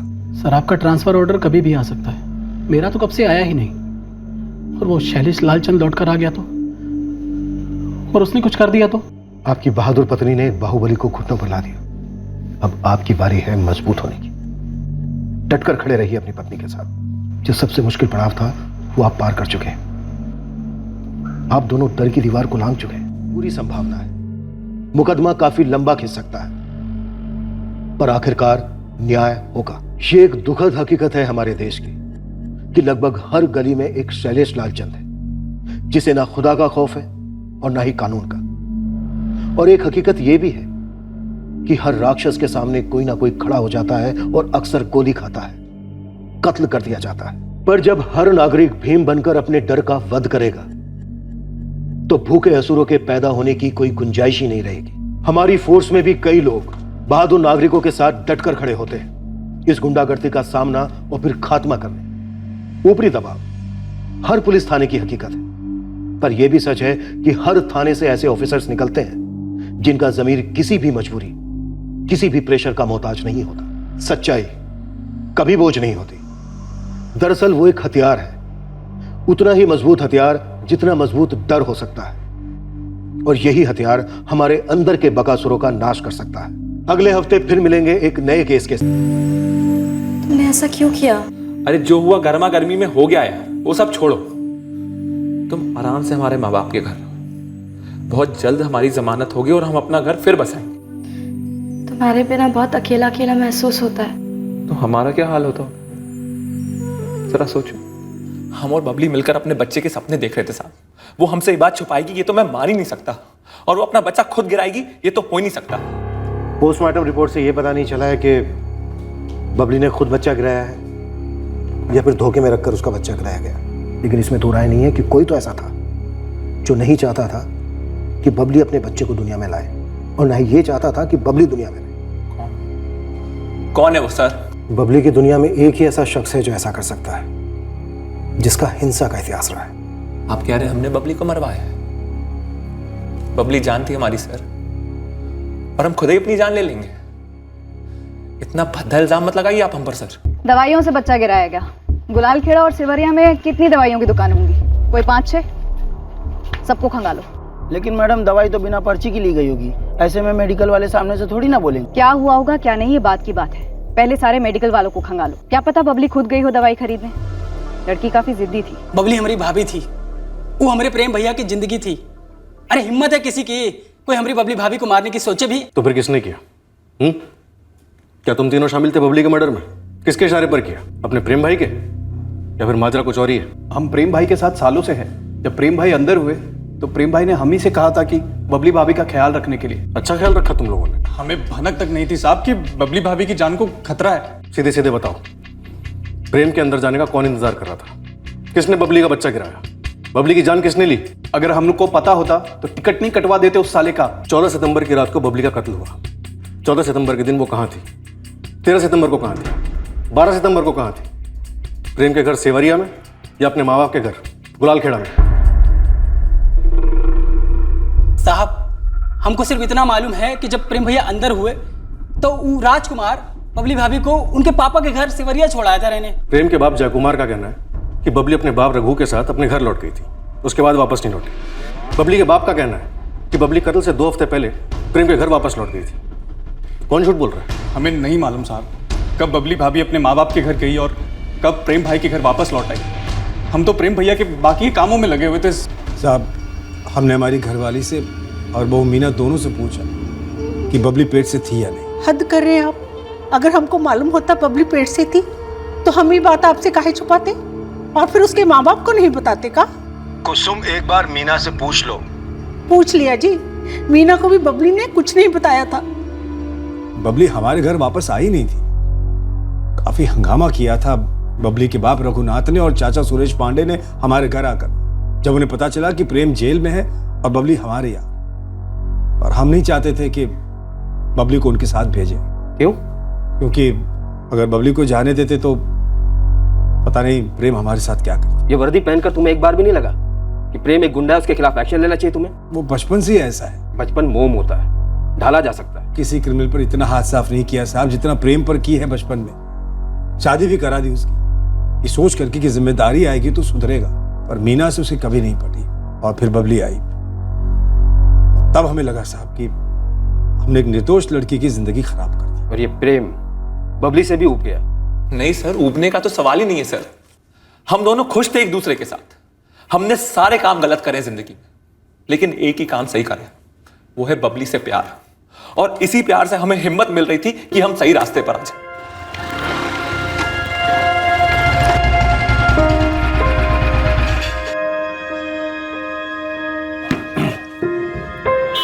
आ जाओ, वेलकम।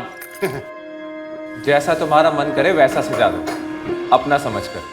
हाँ, अपना ही समझो। राजकुमार भैया, आप वाकई हमारी तरफ से है ना? हमारे पापा की तरफ से तो नहीं हो जाएंगे? हट पगली, इतना सब कुछ कर रहे हैं तुम्हारे लिए, तुम हमें भी सब करो। अरे ये कुछ नहीं करेगा। प्रेम भैया 3-4 फायर कर देंगे हवा में। बहुत मन हो रहा है। नहीं, बिल्कुल नहीं। ऐसा मत कहो बबली, हम ऐसे बन ही नहीं सकते। अगर हम घास खाएंगे तो शेर कैसे कहलाएंगे? शेर पसीना बहाने से होता है, और तुम्हें हमारे प्यार का वास्ता है। आज के बाद ना तुम किसी को धमकाओगे, ना किसी की टांगे तोड़ोगे, और हाँ, बंदूक को तो बिल्कुल भी हाथ नहीं लगाओगे। देखो बबली, हम तुमसे बहुत प्यार करते हैं, और इस प्यार को ना हमारे काम के बीच में मत लाओ। तुम हमसे हमारी पहचान छीन रही हो। आज से तुम हमारी पहचान हो, और हम नहीं चाहते कि कोई हमें गुंडे की पत्नी कहे, और कल हमारे बच्चे को गुंडे का बच्चा। अरे किसी की औकात, और जो हमें गुंडा कहते हैं ना, वो खुद हमारे पीछे थर-थर कांपते हैं। और हम चाहते हैं कि जो लोग पीठ पीछे बोल रहे हैं वही सामने बोले, डर कर नहीं, प्यार से, इज्जत से। रातों रात कौन बदलता है सर? चांद भी 15 दिन लेता है। और अगर बदल भी जाते तो हम क्या करते? कोई और काम तो हमें आता नहीं है। हम बबली से सहमत नहीं थे, लेकिन फिर भी उसके प्यार के कारण हम बदले। बड़ी मारपीट वाले काम तो हमने छोड़ ही दिए थे, लेकिन साला ये एक काम पूरा काम तमाम कर गया सर। प्रेम भाई, हमारे पापा ना अपना जमीन 50-50 कर गए, हमारे भाई मुकेश और हमारे बीच में। हाँ, और मुकेश की जमीन हाईवे से लगी हुई है और सोने की खदान है, और तुम्हारी जमीन पे कोई कब्जा भी नहीं करता। आपको तो सब पता है? हम अपना जमीन उसको दे देंगे और थोड़ा ज़्यादा भी दे देंगे। आप हमको हाईवे वाला जमीन दिलवा दो ना। तुम बहुत कुछ किया हमारे लिए, वो जमीन तुम्हारी होगी, ज़बान है हमारी।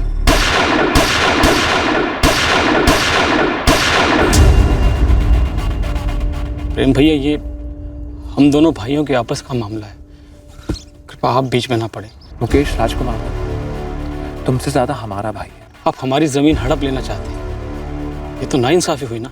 जितनी ज़मीन हम तुमसे ले रहे हैं ना, उससे थोड़ी ज़्यादा ज़मीन राजकुमार के हिस्से में से तुमको दे देंगे। प्रेम भाई, हम दोनों भाइयों को बराबर के हिस्से की ज़मीन मिली, और अब अगर हमारी ज़मीन की कीमत बढ़ गई तो उसकी नीयत बिगड़ गई। आप और आपकी ये बंदूक के दम पर हमारी ज़मीन हमसे हड़प लेना चाहता है। अगर ये बंदूक चल गई ना यहाँ, ठीक यहाँ, तो ना तुम रहोगे ना फसाद रहेगा। अपने भाई को ज़मीन दे रहे हो, खुशी खुशी दे दो, दुआ भी मिलेगी और जिंदा भी रह जाओगे। अब चलो चल के दस्तखत कर दो। वो क्या है ना, हम राजकुमार को ज़बान दे चुके हैं, लेकिन मुकेश समझा नहीं। वो पुलिस के पास गया और हम जेल चले गए, और हमारे जेल जाने के बाद बबली का कत्ल हो गया, और अब आप कह रहे हैं कि वो प्रेग्नेंट थी। सुला दिया यार तूने। तेरी प्रेम कहानी में बहुत दर्द है। ऐसा है 2 टके के गुंडे, बचपन से लेके अब तक तेरा गलत पुलिस वाले से पाला पड़ा है। सीधे सीधे बोल, बबली का मर्डर तूने अपने चेले चपाटों से करवाया या फिर पेशेवरों से? पूरी ताकत लगा दीजिए। अगर हम गुनहगार साबित हो गए ना, तो वादा कीजिए हमें हमारा घोड़ा दे देंगे और हम खुद को उड़ा देंगे। और अगर कोई और गुनहगार साबित हुआ ना, तो भी आप हमें हमारा घोड़ा दे देंगे और हमें साफ चुकता कर देंगे। वादा करता हूं तुझसे, बबली का जो भी गुनहगार है बचेगा नहीं। हम गर्भपात की दवाई रखते ही नहीं हैं, तो बेचेंगे कैसे? सेवरिया में भी तीनों दुकानदारों ने यही जवाब दिया। यहाँ गुलाल खेड़ा में तुम्हारे अलावा हामिद भाई की एक दुकान है, उन्होंने भी वही बोला जो तुमने बोला। सभी के सभी मिलकर किसे छुपा रहे हो भाई? हमें धंधा करना है, आत्महत्या नहीं। और ये छुपा उपा कर पुलिस और प्रेम से पंगा काहे को मोल ले? दोनों गांवों में सबको पता है कि प्रेम ने ही बबली को भगाया था। अब चाहे बबली खुद या उसके घर वाले, या फिर प्रेम या उसके घर वाले, दोनों में से कोई भी दवाई लेने आता तो 2 और 2 4 होने में कितनी देर लगती? तो इसका मतलब इन दोनों गांव के बाहर के किसी दुकान से खरीदी गई हुई है। हो सकता है, पता कर ले। लड़की जो मारी गई है बबली पांडे, वो आती थी आपके यहाँ पे सामान लेने के लिए दुकान में, या आसपास कोई और दुकान में? वो प्रेम यादव जी के घर से कब्बो कोनो दुकान पे नहीं आया है। वो कभी कदार उनका पत्नी मीना जी आती थी बस। और बबली पांडे उनका घर रहने कब है हमको तो ये नहीं पता।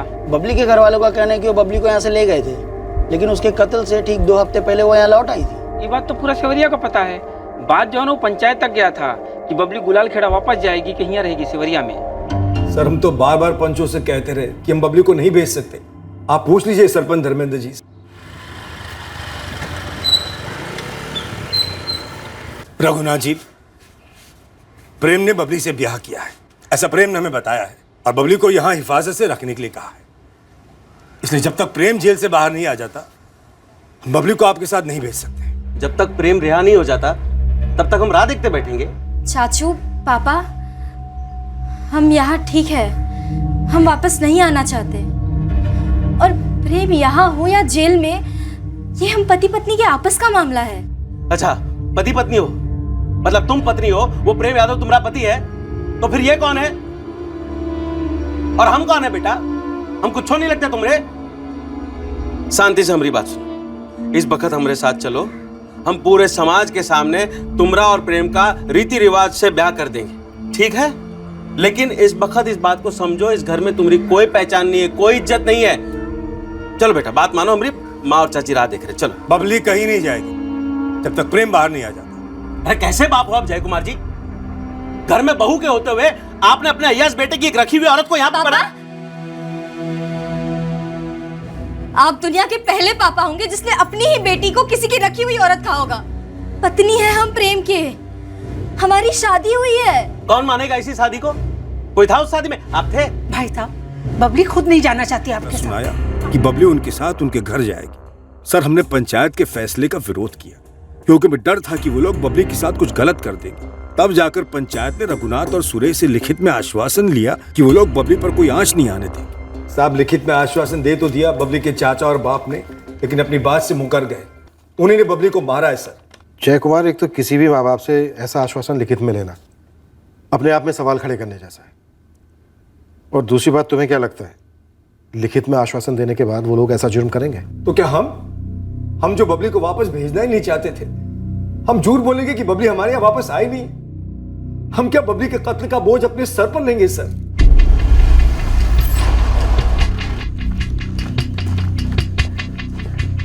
वो तो मौके की नजाकत थी साहब, तो ऐसा आश्वासन लिखवा करके लिया। वैसे हमने पूरे सेवरिया गांव में पता लगवाया, तो किसी ने भी बबली पांडे को लौटते हुए नहीं देखा। पर यह भी सच है, जब वो जय कुमार के घर में थी तब भी किसी ने नहीं देखा था उसको, क्योंकि वो घर से बाहर ही नहीं निकलती थी। आपको क्या लगता है कौन झूठ बोल रहा है, जय कुमार यादव या रघुनाथ पांडे? क्या पता साहब, बबली पांडे एक गुंडे के लिए अपने माँ बाप का घर छोड़कर आई तो इससे उसके माँ बाप की बेइज्जती तो हुई होगी साहब। लेकिन सच कहूं तो यादव परिवार को भी ये रिश्ता मंजूर नहीं था। तमाचा तो साहब दोनों ही परिवारों के मुंह पर पड़ा है, और इस सब की जड़ बबली पांडे थी। अब कौन किसके ऊपर पलटवार कर गया कुछ बोल नहीं सकते साहब।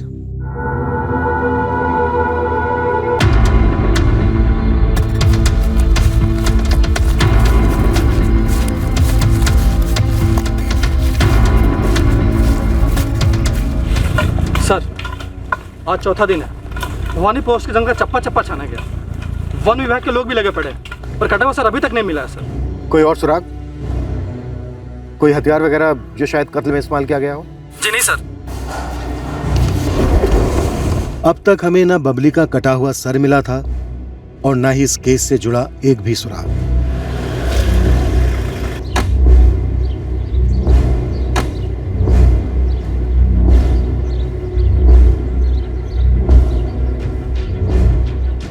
बबली से जुड़ा हर कोई शक के दायरे में था, पर किसी एक के खिलाफ भी हमारे पास कोई ठोस सबूत नहीं था। एक सनसनीखेज प्रेम कहानी अपनी पटरी से क्यों उतरी, इस पर हम कोई मजबूत उंगली नहीं रख पाए थे। फिर हाथ लगे बबली के फोन रिकॉर्ड्स और एक अहम जानकारी, तब जाकर लगने लगा कि शायद अब हम इस हत्या की सच्चाई के करीब आने लगे हैं। सर, 29 अगस्त 2016 से 13 सितंबर 2016 तक, यानी कत्ल के 2 हफ्ते पहले से ठीक एक दिन पहले तक बबली की सेल फोन लोकेशन सेवरिया थी। अब ऐसा लग रहा है कि जय कुमार झूठ पे झूठ बोले जा रहा है। इतने दिन तक बबली जय कुमार के घर पर थी, ऐसा हो ही नहीं सकता कि जय कुमार और उसकी फैमिली को पता ना हो कि बबली प्रेग्नेंट है। मैडम, शायद ये मीना ने अपने सास ससुर का साथ दिया हो, और अगर देखा जाए तो ये प्रेम और बबली के रिश्ते से सबसे ज्यादा दर्द तो प्रेम की पत्नी मीना को हुआ होगा ना, और उसे अपना खुद का बच्चा था नहीं अब तक। मीना के खिलाफ कोई ठोस सबूत हाथ लगा है क्या? अभी तक तो नहीं मैडम, पर सोचिए ना, फोन रिकॉर्ड्स तो कहते कि बबली सेवरिया में ही थी, मतलब प्रेम के बाप के घर ही होगी। और हो सकता है कि ये प्रेम का बाप जय कुमार और उसकी पत्नी ने कोई साजिश रची हो, और हो सकता है कि मीना भी उसका हिस्सा हो। मीना को क्यों उठा के ले गई पुलिस? मीना क्या की है? पता चला है पुलिस के हाथ में सबूत है कि कत्ल के 2 हफ्ता पहले बबली ना सेवरिया में ही थी। साले, तुम संदेश, पवन और आकाश कर क्या रहे थे? तुम में से किसी को नहीं पता कि बबली के साथ ये हुआ, उसके पहले वो कहां थी। ये साले सब पता है, लेकिन हमको नहीं बता रहे। ऐसा तो नहीं खुद ही कोई कांड कर दियो? ऐसा मत बोलो प्रेम भाई, हम तो खुद आपका मदद किए हैं बबली को भगाने में, उसके संगे घर बसाने में। तो एक एहसान और करो, साला पता लगाओ ये कांड किसने किया है, फिर वो हमारे माँ बाप ही क्यों ना हो, कीमत तो चुकानी पड़ेगी।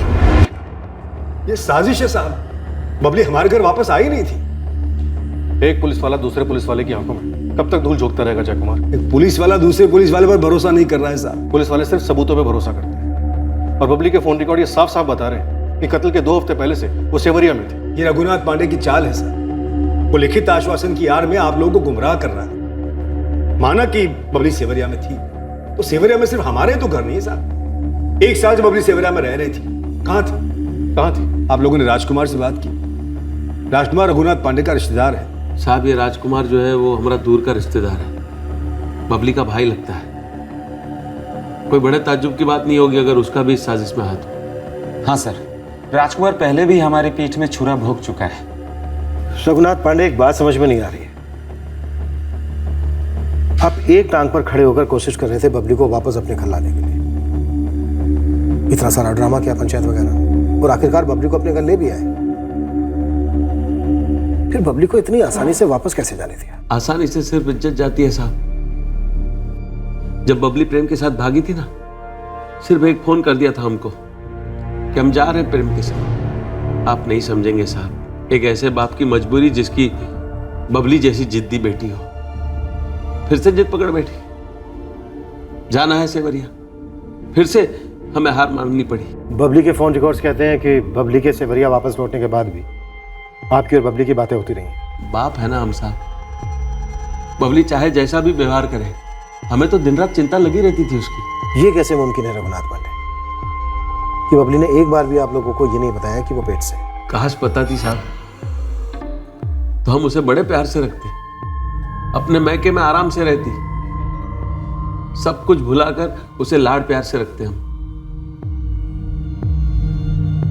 लेकिन हमारी बेटी अपनी जिद में इतनी बड़ी गलती कर बैठी साहब। हमारा बेकारे में टिकट काटा जा रहा है साहब। तेरी हरकतें कुछ ऐसी हैं राजकुमार, दोनों तरफ से बजने वाले ढोल के जैसा।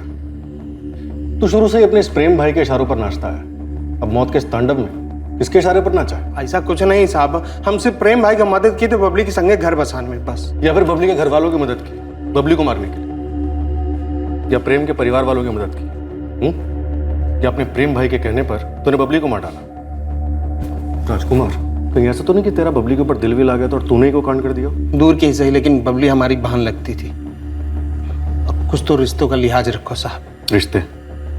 मीना पत्नी लगती है प्रेम की और जय कुमार बाप लगता है प्रेम का, और वो मुकेश तेरा सगा भाई लगता है। कौन से रिश्ते की किसने कदर की है बे? अरे हम लिख के दे सकते हैं, ये गुंडा प्रेम यादव यही बबली का सर कटवाया है, और वो हमारा मूर्ख भाई राजकुमार प्रेम यादव का पिट्ठू पूरे खानदान का नाक कटवा दिया। लेकिन मुकेश भाई, 29 अगस्त को बबली सेवरिया लौटी थी कि नहीं? और अगर लौटी थी तो कहाँ रुकी थी? जिससे पूछना चाहिए उससे पूछा। किनसे? वही जिसका हक बबली ने मारा है, प्रेम यादव की कानूनी पत्नी मीना। चुपती थी बबली तुम्हें, है ना? हमने बबली से एक बार भी बात नहीं की, एक शब्द नहीं।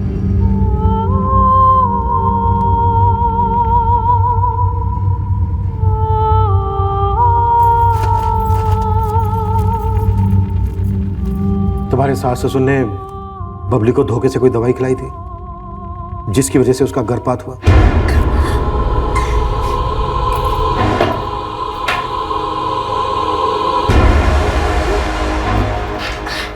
किया भी हो तो हमें नहीं बताया, हमें तो पता ही नहीं था। 29 अगस्त से 13 सितंबर तक बबली सेवरिया में तुम्हारे घर पर थी, ये तो पता होगा?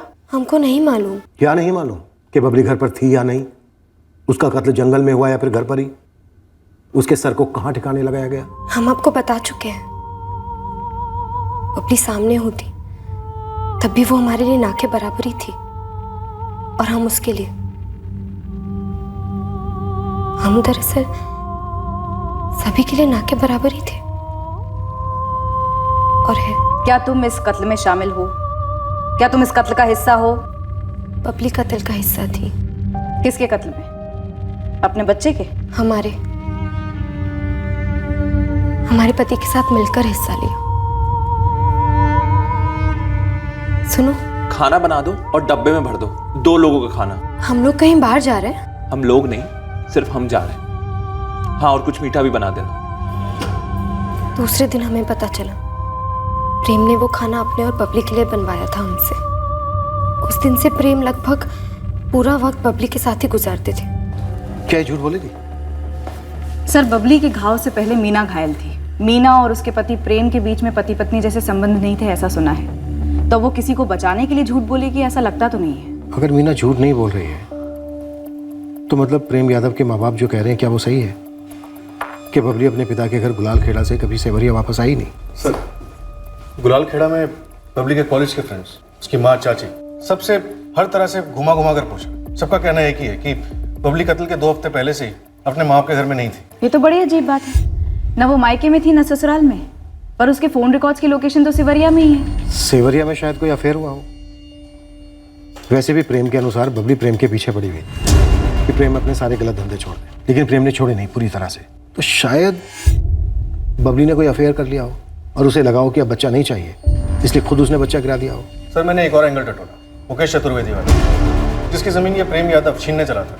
शायद उसने कोई बदला लिया, लेकिन उसमें भी एक गर्भ गिराने वाला एंगल कुछ फिट नहीं बैठ रहा। सर ये अबॉर्शन वाला एंगल तो बबली और प्रेम के परिवार से ही फिट बैठता है।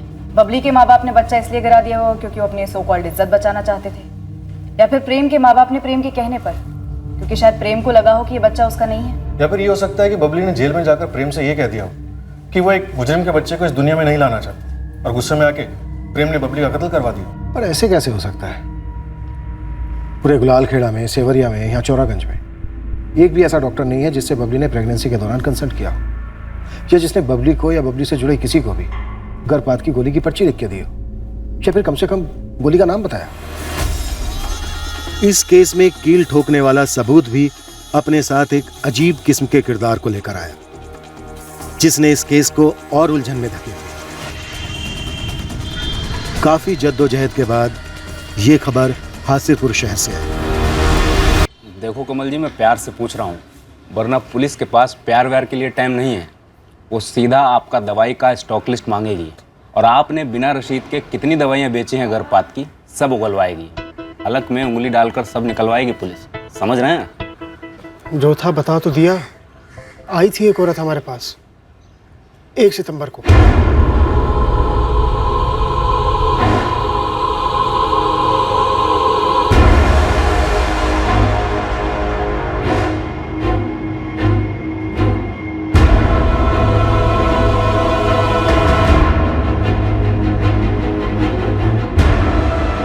नहीं साहब, ये नहीं थी।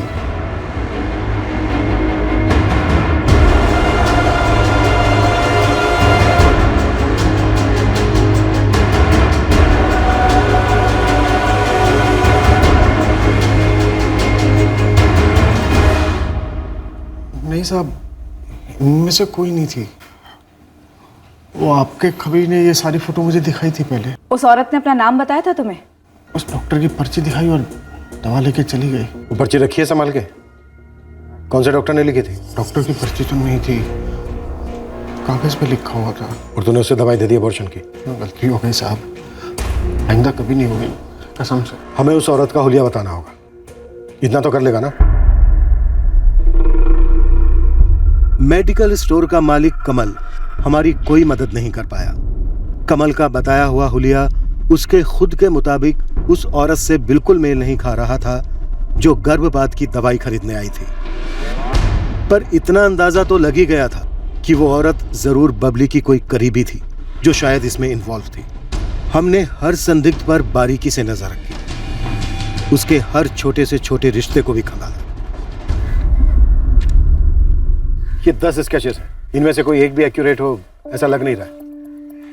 अबॉर्शन की दवाइयाँ लेने के लिए कोई दूसरी औरत गई थी, बबली खुद नहीं गई थी। यानी पूरे चांसेस हैं कि बबली की मर्जी के बगैर उसका बच्चा गिराने की साजिश रची गई होगी। शायद कोई इर्द गिर्द की होगी जो सामने नहीं आई हो अब तक। बिल्कुल सही। दोनों परिवार, खुद प्रेम, ये राजकुमार का भाई मुकेश, किसने किसका साथ दिया ये कुछ भी क्लियर नहीं है। इनकी फैमिली में जितनी भी औरतें हैं जिनसे हम नहीं मिले अभी तक, जिसे हासिलपुर भेजकर उसके जरिए अबॉर्शन की दवाई मंगवाई गई, ढूंढ निकालो उसको।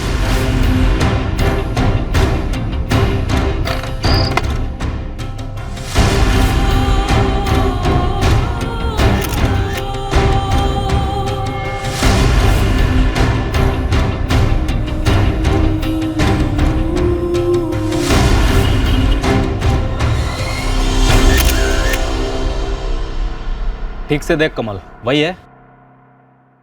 हाँ ये वही है। मैडम, केस की पूछ हाथ लग गई है। औरत का नाम प्रिया चौहान है, ये जगन चौहान की जोरू है। और ये जगन चौहान कौन है? ये जगन चौहान रघुनाथ पांडे और सुरेश पांडे के किराने की दुकान में काम करता है। वो जगन ही था जिसने बबली और प्रेम की लव स्टोरी का भांडा फोड़ा था, और बबली की लाश की जानकारी सुरेश और रघु तक पहुंचाने का उस सारे नाटक का सूत्रधार भी यही जगन था। जगन की बीवी प्रिया को दवाई लेने भेजा गया। अब 2 और 2 का गणित है मैडम। पानी में मिला के दवाई पिलाई थी बबली को? नहीं साहब, हमें कुछ नहीं मालूम। हम बस दवा लेने गए थे दुकान पर। हासिलपुर सिर्फ ये दवाई लेने गई थी अकेले? हमारे पति जगन हमें वहाँ ले गए थे। वो बोले कि ये दवाई ले आ और हम ले आए। इसके आगे हमें कुछ नहीं मालूम। जगन ने तुम्हें बताया नहीं ये दवा क्या है, किसके लिए है? जी नहीं। वो एकदम सच बतिया रही है और हम भी एकदम सच सच कह रहे हैं साहब। हमको भी नहीं मालूम था कि वो दवाई काहे के लिए मंगवाया गया है। बबली को मारने में हमारा कोनो हाथ नहीं है साहब। साहब हम तो बस अपने मालिक की वफादारी निभा रहे थे साहब, और कुछ नहीं साहब। बबली की सरकटी लाश को तुरंत पहचानना। ये भी तेरे मालिकों की साजिश का हिस्सा था और दवाई लेने भी उन्होंने भेजा। सुनो जगन, ये जो दवाई लिखी है पर्ची में, इसे लाना है। जी भैया। और सुनो, यहाँ के किसी मेडिकल से मत लेना। तुम कल हासिरपुर चले जाना, वहाँ के मेडिकल स्टोर से लेना, और तुम कल छुट्टी ले लो। जी भैया। और एक बात जगन, तुम खुद दुकान पर मत जाना। खुद नहीं जाएंगे तो कैसे लाएंगे? अरे अपनी जोरू को आगे कर देना। तुम वहाँ के दुकान के इर्द गिर्द भी नजर नहीं आना। साहब हमको तो सुरेश भैया और रघुनाथ भैया जैसा बोले हम वैसा ही किए साहब। वो तो जब बबली का बच्चा गिरा तब हमको समझ में आया कि दवाई काहे के लिए था। बबली वापस सेवरिया गई नहीं थी? नहीं साहब। जगन ने सब कुछ उगल दिया है। आप दोनों के पतियों को गिरफ्तार कर लिया गया है। वो पिटाई होगी दोनों की। बबली सिवरिया गई ही नहीं थी और ऐसा हो ही नहीं सकता कि बबली का अबॉर्शन कराया गया हो और आप दोनों को पता ना हो। क्या आप दोनों भी शामिल थी बबली का बच्चा गिराने में, उसका कत्ल करने में? हाँ शांति जी, बबली आपकी कोख से पैदा हुई बेटी थी। बेटी थी तो घर की इज्जत भी थी। भावरी हो गई थी हमारी बबली, सुन नहीं रही थी। इसलिए आप हमें यहाँ वापस लाए हैं। आपको क्या लगता है आप दोबारा से हमारी शादी करा देंगे जबरदस्ती? ऐसा कभी नहीं होगा पापा। बबली, एगो गलती हो गई तुमसे और हम माफ कर दिए। अब अपना जिंदगी बर्बाद मत करो बेटा। बबली बेटा, अभी भी कुछ नहीं बिगड़ा है। हम लोग ना तुम्हारे लिए एक अच्छा परिवार ढूंढेंगे और एक अच्छे घर की लड़की की तरह तुम्हारी शादी बहुत अच्छे से करा देंगे। लेकिन ये प्रेम गुंडा को ना तुम भूल जाओ। और वैसे भी हो तो जेल में सड़ रहा है ना, पता नहीं कब तक सड़ेगा। बहुत जल्दी छूटने वाले हैं प्रेम जमानत पर। जमानत पे छूटने के बाद किसी ना किसी का मर्डर करेगा और इस बार वो जेल जाएगा ना तो सजा तुमको भुगतना पड़ेगा। हम प्रेम से प्यार करते हैं, शादी हो चुकी है हमारी। हम दोबारा शादी नहीं करेंगे। और आप सबको बता दें, हमारे पेट में प्रेम का बच्चा पल रहा है, हमारा बच्चा।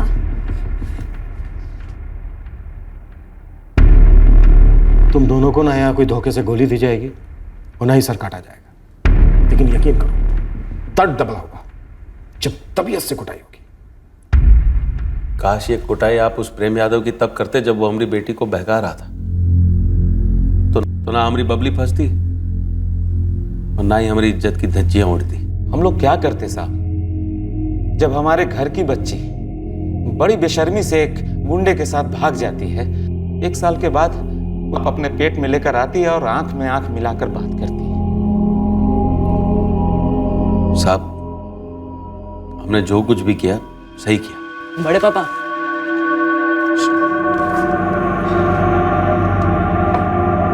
ये गोली आती है, हमने इंटरनेट पर ढूंढा है। थोड़ी तकलीफ होगी लेकिन काम कर जाएगी। गांव के मेडिकल में शायद से ना मिले, शहर से मंगवानी पड़ेगी। अच्छा सुनो देवेन बेटा, एक और जरूरी काम करना है।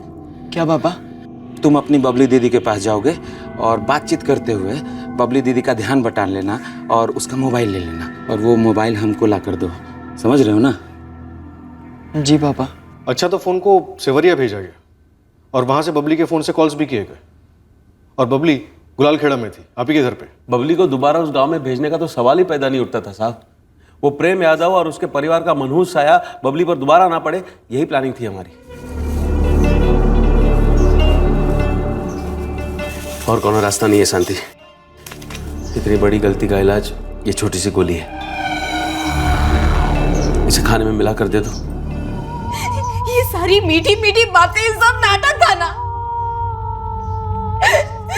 मार डाला हमारे बच्चे को, मार डाला। बेटा मेरी बात सुन। हाथ मत लगाना। अरे लेकिन वो मंदिर में हुई शादी कोई शादी नहीं थी। अरे जी, हम मानते हैं ना उस शादी को, लेकिन दुनिया नहीं मानती। तो बाहर में जाए दुनिया। बबली बेटा, तुमको इसी दुनिया में रहना है बेटा, और हम सबको इस दुनिया को मुंह दिखाना पड़ता है, लेकिन उस बच्चे की वजह से सबका मुंह काला हो जाता, और फिर वो बच्चा क्या कहलाता? एक गुंडे का कहलाता। तो आप सब क्या हो चाचा? हाँ? क्या हो आप सब? दुनिया के सबसे बड़े गुंडे तो आप हो। हत्यारे हो, हत्यारे। हमारे बच्चे को मार डाला। बबली, मेरी बात सुनो बेटी। मत कहो हमें बेटी। अब जैसा धोखेबाज और छोटा आदमी हमने आज तक दुनिया में नहीं देखा है। प्रेम हमारे साथ ऐसा कभी नहीं करते। दुनिया में आज जैसा बाप और ऐसा घटिया परिवार किसी लड़की को ना मिले। आप लोग ये मत सोचना कि हम चुप रहेंगे। आप हमें प्रेम से अलग कर ही नहीं सकते। हम उसे सब बता देंगे, सब बता देंगे हम प्रेम को। बबली बेटा,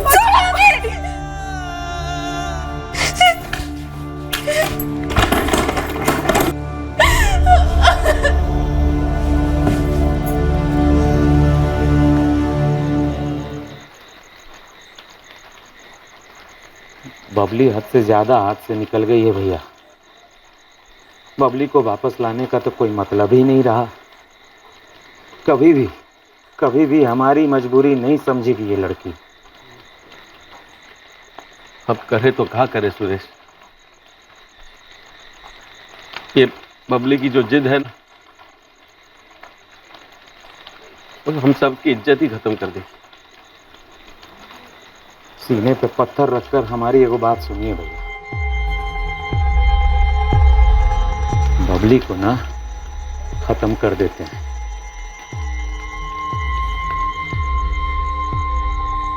पूरे परिवार को मालूम था कि 14 सितंबर को बबली का कत्ल कर दिया तुम लोगों ने? नहीं, हमने सबके सोने का इंतजार किया। लेकिन जब बबली घर पे दिखी नहीं तो किसी ने कुछ पूछा नहीं? नहीं पूछा। क्यों? रघुनाथ पांडे पर अपनी बेटी बबली की हत्या का मुकदमा चलेगा।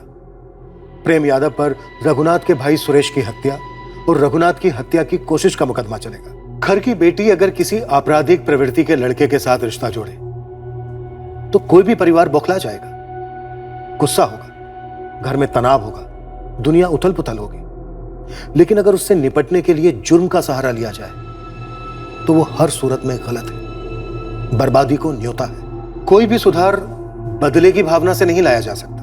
प्रेम कहानियों में अक्सर प्रेमियों के परिवारों में उधम मच जाता है, पर बतौर उपाय किसी की जिंदगी में उधम मचाना कभी सही हल नहीं हो सकता। इन जज्बातों के तूफान में कई ऐसे मोड़ आते हैं जब जरूरत होती है कि इंसान एक कदम पीछे जाए और ठंडे दिमाग से सोचे कि सही कदम क्या होना चाहिए। जैसे कि पुलिस कंप्लेन दर्ज करना सही कदम है, जैसे कि सामने वाले को अपनी गलतियों से सीखने का मौका देना भी सही कदम साबित हो सकता है।